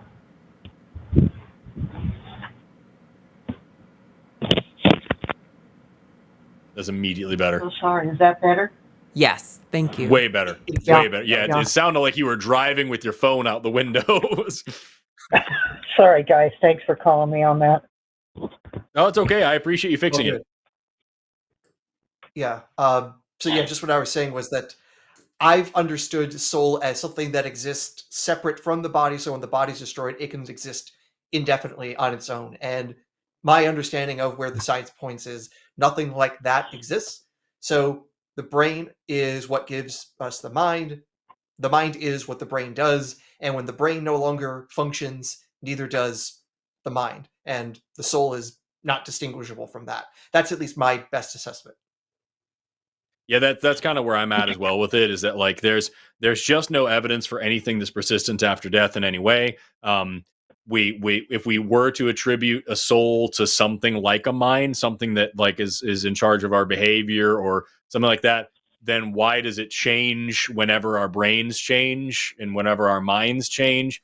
You think about a dementia patient, did little bits of their soul go to heaven, or was it just trapped somewhere and then it went all at once when they died as their mind rotted away? Like what's going on there? Like there's just, we've yet to see a thing that looks like a soul or acts like a soul, and we've also yet to have a clear definition of what a soul even is. And so I just don't have any reason to believe in such a thing, because quite frankly we have perfectly good explanations for things that we do know exist. And I don't see a need to add anything else on top of that, if that makes any sense. Mm-hmm. Yeah, it does. Okay. So basically the bottom line is that any soul that may exist is separate from our brain, from our mind, and that one other thing that I often hear you guys on these shows say, like you, Forrest, and I know Matt says it a lot, and a couple other people, that you've got this, you have this thing here like the mind, and we're starting to understand the chemistry and how changes in our brain affects our mind's operations. Why would you go a step further and add woo-woo stuff to it, basically, I guess? Long story short, yeah. Does that make sense? Okay. There is some stuff that we don't understand that does not give us a reason to shoehorn in magic. And for as far as a soul or anything else is concerned, if it exists, then I will believe it when we have evidence for it. And if it doesn't exist, we'll never find that evidence, and I'll never believe in it. But it is always a better idea. Got it. Sorry? Got it. That makes sense. Just one quick question for you. Do you find that people who are kind of transitioning from a spiritual outlook to an atheist outlook, you find soul type questions coming up frequently? Yeah, it's something that's hard for some people to let go of. Yeah. I don't know. I don't have any particular examples. Aaron, do you? Do you have anything particular to? Well, I mean, there are forms of Buddhism that are atheistic but still believe in reincarnation, so basically in reinsoulment. So you Yeah. can have that kind of spiritual belief even separate from the questions of theism. Basically, you can be an atheist and still believe in the supernatural, because apparently plenty of people do that. And the big category of the nuns in the US and elsewhere who say they're not religious but spiritual. It's a terminology that I say is not clear to me, but obviously plenty of people are unchurched but still have those spiritualistic tendencies. So it's pretty normal. Because I've been reading the book *Sapiens* by Yuval Noah Harari, and I've gotten to the point where he's speaking about Homo sapiens' cognitive revolution, and how about 30 to 70,000 years ago, Homo sapiens first made the mental leap to religious thought. And I was kind of wondering, God, how does that fit in with what I'm thinking about? But you guys give me some good things to think about. Any suggestions for reading material that jumps to your mind? Ooh. About this in particular, or just in general? Yeah, just in this in particular, or something that think might help or be helpful to anybody else listening that maybe is thinking the same thing. When it comes to brain stuff, at least, I've read a few books by V.S. Ramachandran. He's out at Stanford, if I remember correctly. Does a whole lot of neurology work, has read a lot of books about weird things with the brain and the things we've discovered basically by looking at the unusual wiring of the brain and how that gives us some of our conscious experiences. There's some good stuff there. The most recent book I read or listened to, it's by Jeff Hawkins. It's called 1,000 Brains. And the idea that ultimately our brain is basically a collection of a whole bunch of like mini collections of cells, pretty much acting as like tiny brains, but then in collective provides our full suite of conscious experience and how intelligence works. I listened to that one through audiobook, so a lot of the details I probably can't recall very well, but I do remember thinking there seems to be something to the theory. So that's a book that I thought was worthwhile. Perfect. Thank you for that. It was really great talking to you guys. Really appreciate your time. Just beware of those alien cephalopods, okay? We'll keep our eyes open. All right. Have a good night, guys. Bye-bye. Good night. Yes. Keep watching. Keep watching the skies. Don't look at the moon. Am I the only person who remembers watching the original The Thing? Oh, no, I love that I guess so. That's just the closing lines of the movie. Keep watching the skies. It's so good. Oh. All right. You know what else is good? We got another theist caller from Canada. Oh, snap. So I am bringing in Ryan, Mr. Ryan. He wants to talk about evidence for the existence of God. So Ryan from Canada, can you hear us? I can hear you. Very good. Ryan, what do you want to bring us as evidence for the Almighty? Well, thanks guys for taking my call. Good evening, and I'd like to suggest that we have evidence for intelligence greater than our own. Okay. If you're talking about my dad, then yes. That was pretty funny. I try. But please go ahead.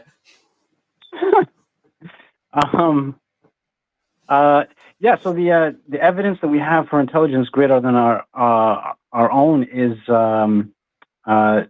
the most advanced machine known to human existence, which would be the Homo sapien, and that's a machine that was not designed or created by human beings. Therefore, we have evidence or intelligence greater than our own? I have a couple of things. Number one, it's Homo sapiens. You put an S on it, even if you're speaking the singular, the species name is sapiens. Also, I would disagree with that for a lot of reasons. We are not the best design. If we were designed, we are not very well designed. And also, we have no reason to believe that we are designed. We have plenty of reason to say that we are just as evolved as any other thing. Well, if that's true, we would have an example of a machine that's designed by a human being that is more advanced than the Homo sapien. Why? It's Homo sapiens, and also why? That doesn't make any sense. There was a time 200 years ago when we didn't have, computers and stuff. We have now designed machines that are more advanced than we did at that time. Wouldn't it stand to reason that we would eventually design things that are more advanced than ourselves? Also, how are we measuring this advancement? And also, none of this addresses the point that I just made, that humans have a lot of flaws. If we were designed, we were not designed super duper well. There's a lot of problems with human design, if indeed we were designed, which doesn't seem reasonable at all. Well, regardless of that being the case, I would like to use technological advancement as the marker for advancement, and I would like to suggest that Homo sapiens are the most advanced machine known to the human species. I immediately disagree with you, but okay. Do you want to make that case? Because I disagree with the premise to begin with, but I'm willing to hear it. Well, if you are in disagreement, Forrest, you are more than welcome to design a machine more advanced than the human being.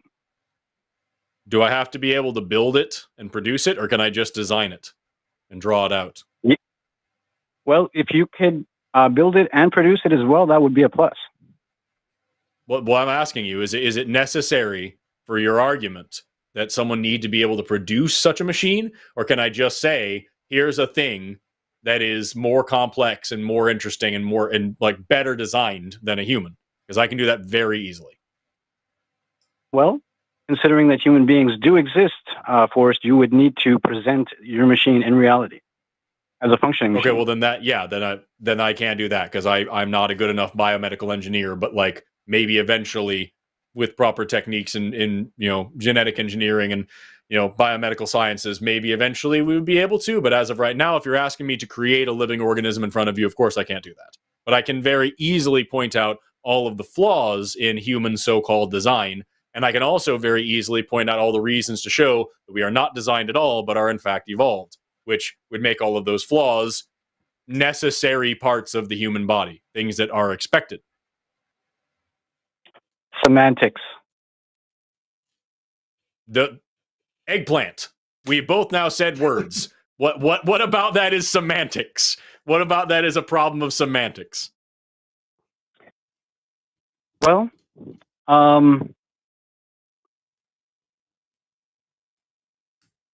I believe that we could potentially create a more advanced machine than the human species, but we would need about 4.5 billion years of design decisions to be able to do that.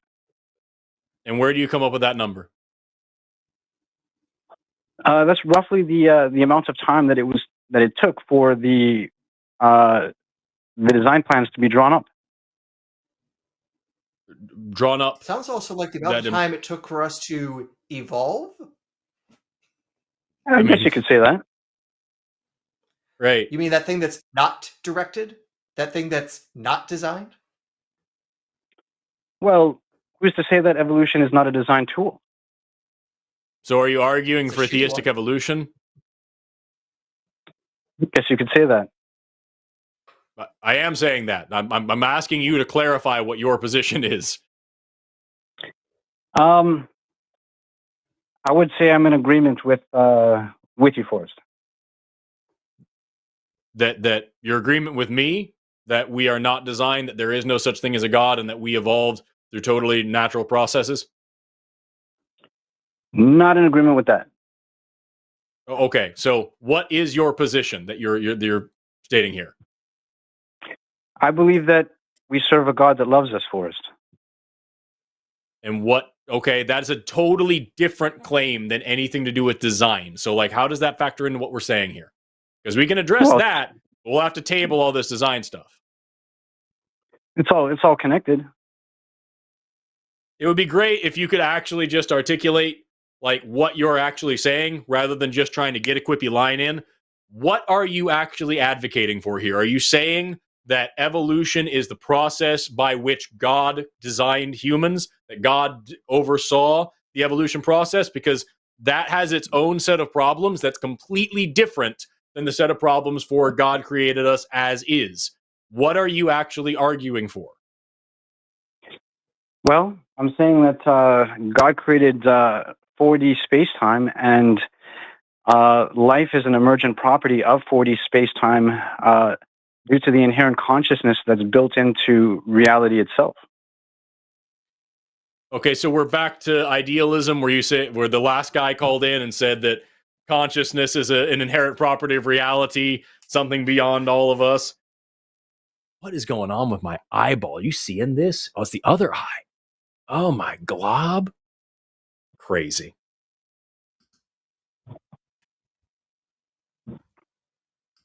Got one weird looking eye. That's crazy.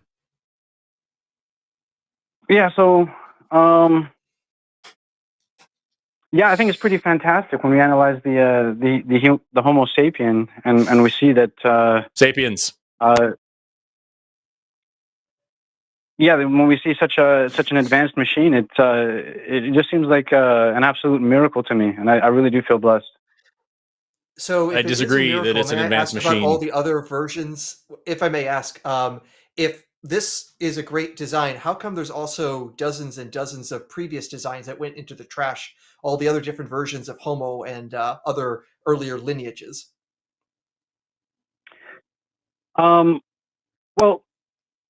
I actually wanted to bounce this off of Forrest because I believe Forrest mentioned that he's connected to or the evolutionary process, or he studied it. I believe that DNA is actually. I believe that DNA is intelligent myself, and that natural selection is actually a decision-making process. Okay, I don't care, because I want you to answer what Aaron just asked you.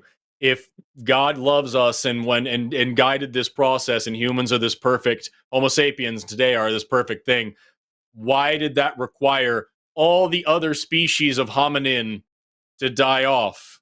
Why did Homo erectus, Homo ergaster, Homo neanderthalensis, Homo heidelbergensis, why did all of those other things, all those other versions of humans, why aren't those the perfect thing? Why did those all die? Because they're not congruent with God's truth. Okay, so we're the only one that's congruent with God's truth. So their entire purpose in God's big plan was to fuck and die so that eventually we could get to us as the chosen loved thing. Yeah. That sucks. That No, sucks it's for great. all those We're people. Here. They were here. It was great for them. It's great for us too. All those humans. Extinction is a good thing. All those people that died in childbirth, all those people that died from tooth impactions, all those people that died from being eaten by lions and tigers, and all of those humans that died in order to get to our species of human. That's all just part of the process.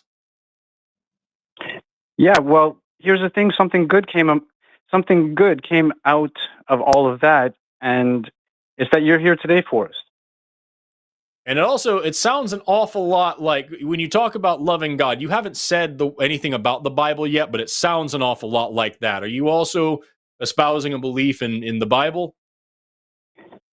Yes, I am a Christian, and I am a follower of Jesus Christ. Got it. So then we have 13.8 billion years of cosmic evolution, of fluctuations and motions and planets being born and destroyed, who knows how much life coming into existence, going out of existence, all across the nearly infinite cosmos. Also, that on this one planet, we have 4.6 billion years of development on this one planet, countless billions of different species, trillions of individual organisms, all the way from microbes all the way up to us. All these things living, dying, in pain, agony, all these things, all so that we can get to Homo sapiens, which evolved 200,000 years ago. And then for 198,000 years, God's chosen perfect species still living out in the wilderness, dying, eaten by predators, rape, murder, warfare, everything terrible. And then suddenly, 2,000 years ago, God decides, well, I've got to do something about this. So I guess I'll just sacrifice myself to myself, a filthy crucifixion in the only part of Palestine that doesn't have a lot of oil. And that, if that doesn't do it, then I don't know what else will do it. That's what's going to happen. And now here we are, 2,000 years later, arguing over the internet about it. That's the plan? Yeah, it's wonderful, isn't it, Forrest? I mean, the truth was revealed to us. No, it's insanely stupid. No, it could never be. It could never be. Also, if this God is wanting us to be the perfect thing, we can go back to my original contention. Why does this species of humans that this God has apparently chosen, why did she leave us with so many markers, so many problems, like so many issues with our design? Why do we still have issues with like wisdom teeth impaction that cause terrible abscesses and death? God's truth has not been fully revealed, and human beings are continuing to evolve. So then we're not the finished product. We're not Absolutely what God wanted. not. No, God is. no. We are still evolved. So we're not the chosen We're not one. perfect. We're absolutely not perfect. We're not just perfect. the next meaningless species that will soon go extinct, so that the next thing can feel special. We're not God's chosen. We're not. God doesn't love us. God's waiting for us to evolve into something better. Right now, we exist in the present, and we understand God's truth better than anything else in the universe that we know of. And that's Apparently, not we're just stepping stones to be a Homo disregarded. Super Saiyan. I don't know what we would be in the Yeah, next we're Homo Super stage of Saiyan? evolution. I think if we have tails again, yes. That's got it, and we're all blonde. Only when we're angry. I don't know anything about Dragon Ball. I don't know anything about there's a bunch of nerds out there that are like, that's not how it works, Forrest. I know as an evolutionary biologist, you like that example of human beings being the most advanced species known to mankind. I don't like that. That doesn't make any... because I study evolutionary biology, that doesn't make any sense. So no, I don't like that at all. So what do you think about natural decision actually being a decision-making... Sorry. What do you think about natural selection being a decision-making process whereby decisions are made with the end product being a design that is more advanced than anything that we know about? I think that there's absolutely no evidence to suggest what you're saying is true, and that's a gross misrepresentation of what natural selection is. Aaron, I'm sorry, what were we saying? Yeah, that natural selection is Look, non-conscious. It's no decision. It's just a different... There's nothing these monkeys get to fuck around, nothing wrong and with these what I'm monkeys saying. Find out. That's not what natural selection does. Natural selection is, hey, you slightly more likely don't get crushed by rocks falling or whatever little trait you might have that just makes it so you're just slightly more likely to fuck around and have another generation, and everyone else just didn't quite make it.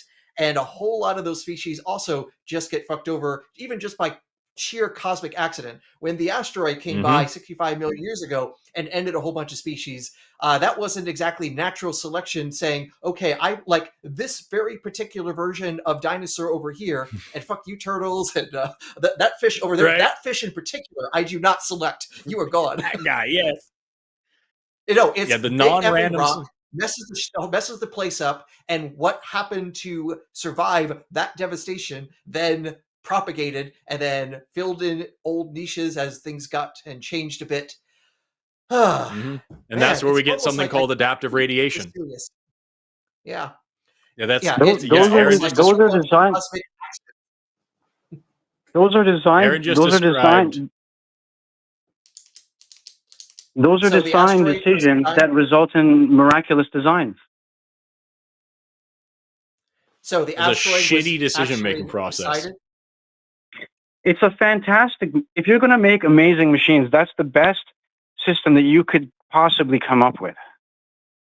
No, Is this The only thing is God? you're going to need billions of years to put it in effect. Is Here's this the thing, God here's the thing. of If you wanna yours? talk about the Oh, best sorry. Go ahead, mechanism, Aaron. I need to point out, I work in data science, machine learning stuff, which is like all the hot stuff right now.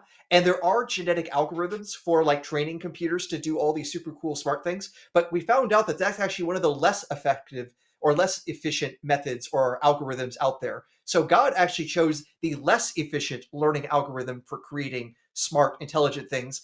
Why is it that God is doing the genetic algorithm and causing billions of years of death and decay and suffering when he could have just made a really good neural network right from the beginning? It's almost like it wasn't designed, and this is what you get from random mutation, and some of those mutations giving small likelihood increases of reproduction.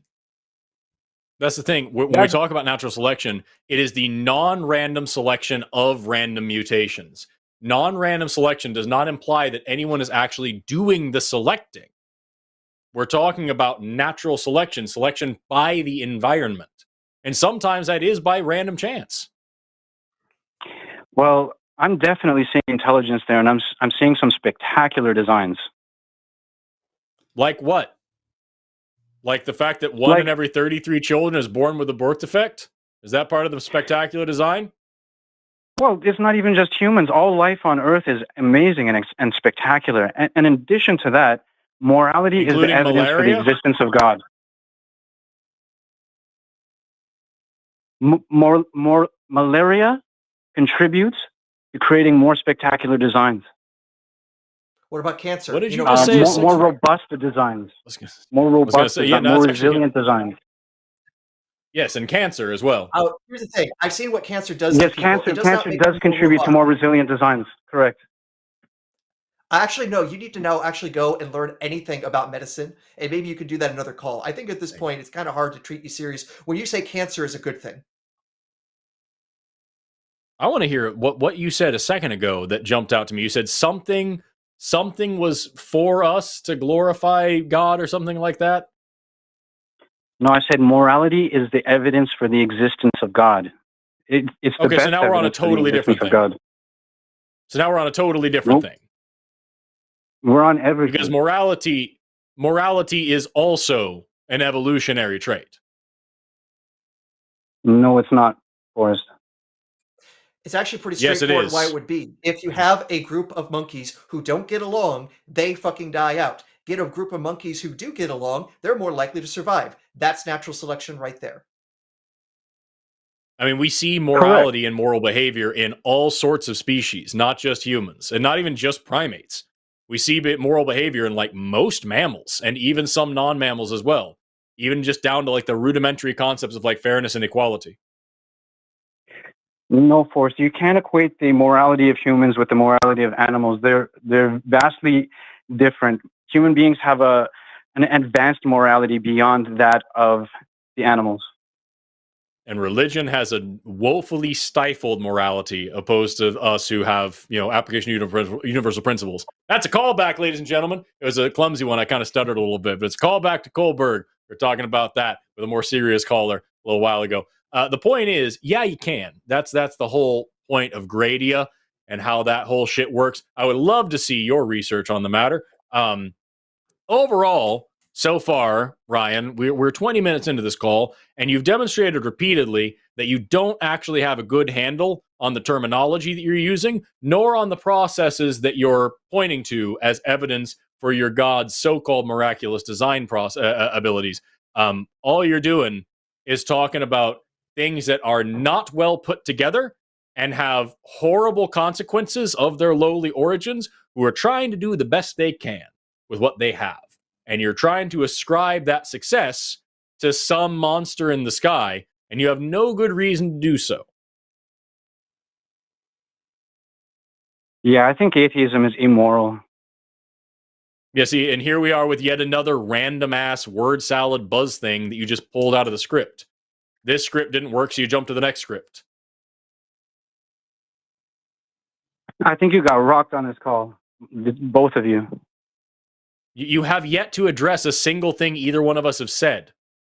You just bring up another random point. You're either a very lazy troll, or you genuinely have nothing interesting to say. Yeah, the advanced machine thing, I really think took you for a loop there, Forrest. I have addressed it 30 times, and you've yet to say anything in response to what I've said. Well, you've yet to prove that there's a machine more advanced than the human being known to humanity. What? I very easy. That's not what you're asking for. And also, I told you I could very easily design of one. I even if I can't find one out there right now, I could very easily tell you ways that we can improve the human body very easily. So quit talking about it and then do it. Okay. What a weird fucking... We'll start with eyes. Why the fuck does our optic nerve have to pierce through our retina in such a way that it creates a giant blind spot? And why do all those nerves have to go into the eye, then turn around and loop backwards to block the photosensitive cells that we use to see with their own nerve endings? Cephalopod eyes don't do that. Cephalopod eyes have their nerve fibers coming out from the back of the retina and all coming together behind the whole retina so that you don't have a major blind spot and your nerves don't get in the way of your own photoreceptors. That's a very easy way that we can improve the human body, by just making our eyes not stupid and backwards. Well, I'll tell you what, we're a machine that's able to adapt. We're a machine that can create machines, and we're a machine that can make machines to do all of the things that you just described. That's how miraculous we are as human beings. A decent designer would have just made the eyes work on the first place, rather than making humans over the course of 4.6 billion years, so that for 198,000 years, they're just fucked. But then suddenly, actually it'd be 199,000 years, because then suddenly, in the past couple of centuries, we invented glasses to help with our vision a little bit, which still doesn't address the fundamental problem that I actually presented to you. It just makes our vision slightly less unreliable. So all the other humans before that time are fucked. No, they weren't, because guess what? They got the job done, and we're here today. In addition to that, in addition to giving us the eyeballs, he also gave us, in addition to giving us the eyeballs, he also gave us the brain to... go ahead, Aaron. Ryan? I'm here. How many people from 1,000 years ago are still around? How many people from 1,000 years ago? How many of them are still around? 1,000 years ago? They're all still around. So Charlemagne is still around? He's still alive and kicking? 1,000 years ago, sure. You got a time machine, go back and check it out. You're not Ryan, serious. I asked how many people are... Yeah, I think just drop this caller. I've muted up. him. Just let him go. He's a troll. He's a waste of time. Yeah, let's move on. It's a very lazy troll job. And what sucks is that, like, this is what's frustrating. We had one other troll caller on the show with Eve, and it was the same thing. They very easily could have actually done something interesting. So, I don't know, maybe I'm just old, but back in my day, trolls were like fun. They actually had something like to do. And like they got you all angry and riled up. This guy literally just said a bunch of dumb shit, ignored us talking about anything else, and then was just like, I totally owned you. I totally beat you. You got rocked on this. It's like a fucking 14-year-old. It's like, you could have been funny. The thing is, though, given that he didn't give pronouns, I was just, expecting him at just any minute to just go into an anti-trans rant. I was expecting that as the point to drop this call. Right? It's just fucking boring, dude. It could have been funny. Well, there were there's one last chance. A lot of ways. Okay, I was going to say, even with that whole perfect machines thing, there's a lot of ways he could have really gotten under our skin and had a whole thing. Trolling is an art, y'all. and it's not for everybody. Just you can't just say dumb shit and expect that to work. I don't know. Go ahead, Aaron. I'm sorry.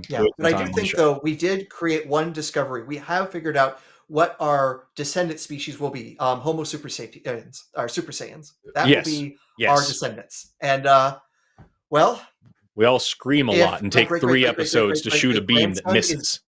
Yes. So yeah, if someone, my great grandson can become Goku, I'm good. That's all we need. We got one more caller, and when we got more Theist callers. So this is John from Ohio, and I believe this is the same John who was on before. So let's see if the connection works this time. So John, can you hear us?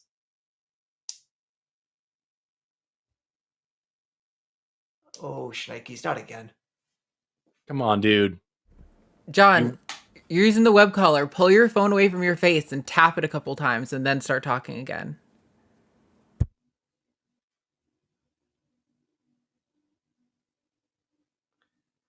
Dude's been waiting for an hour and a half. We're not hearing anything. On my call screen, is he up on the thing for you? Because on mine, it still shows he's in the queue. Oh, there he goes. He moved now. No, it shows he's up. Oh, wait. Yeah. I had a mute. John, talk now. I forgot I muted on this end because the last call was a fucking idiot troll. I'm so sorry, John. Try talking now. It was her fault the whole time. Maybe not. I didn't see levels moving on his audio thing, but John, hello. You're either very quiet or we're just having technical problems. I didn't hear from the screener if there was like a particular issue or anything, so... Faith is necessary for morality. Phone call is necessary for discussion. We could get there together. Oh, Eddie's gone. All right. Damn it. I apologize, John. I'm sorry we couldn't get you in. Well, poop. Should we just imagine what the call was going to go like? We could role play. You gotta, if you don't have faith in God, I don't know why he's talking this way. If you don't have faith in God, then you don't have a solid foundation for your moral principles. That was me. That was I role played. Do it. Okay. Answer him.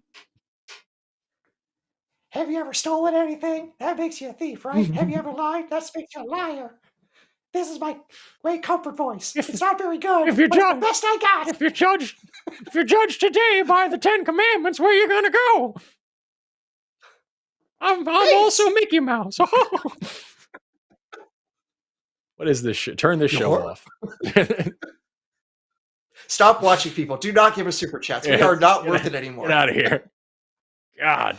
Now, what is worth it is we got shows coming up later this week. We should probably talk about those. So, tomorrow, apparently, this guy by the name of Forrest is going to be on Skeptalk with Erika Gibson. So, Gibbon. I don't know who this Forrest guy is. I don't trust him. But Erika, yeah, she does good stuff. So I think it'll be an okay show. Check out Skeptalk tomorrow. For Tuesday, we got Chewed Gum with Shannon Q and Alyssa Ljub. On Wednesday, we got The Hang Up with Matt Dillahunty and Jimmy Snow. Thursday, it's the Transatlantic Call-In Show. We got Josie, Ben, Arden. It looks like you're doing something to make sure that show stays on the road. And then come Sunday for the Sunday show, we got Seth Andrews and Paul Enns for the 3 o'clock Eastern. And then for the night show, we got Matt and, geez, this Forrest guy just keeps showing up all over the place. Ew. All over the place. It's a problem. No one's happy about it. So hopefully you guys can check that out. Again, avoid this Forrest guy. And he's not wrong. He's not wrong. Yeah, but even worse is that Aaron guy. I mean, he expects people to even pronounce his name right. Aaron. I got my eyes on you, Locking. Oh, that wasn't supposed to happen that way. I'm so sorry. Fuck. Oh, I'm so sorry, everyone. Back up. There we go. Okay. No, you should have left it that way. That would have been great. I wasn't trying to interrupt you. Yeah, okay. Sorry. You two can possibly be shown here, or in the black.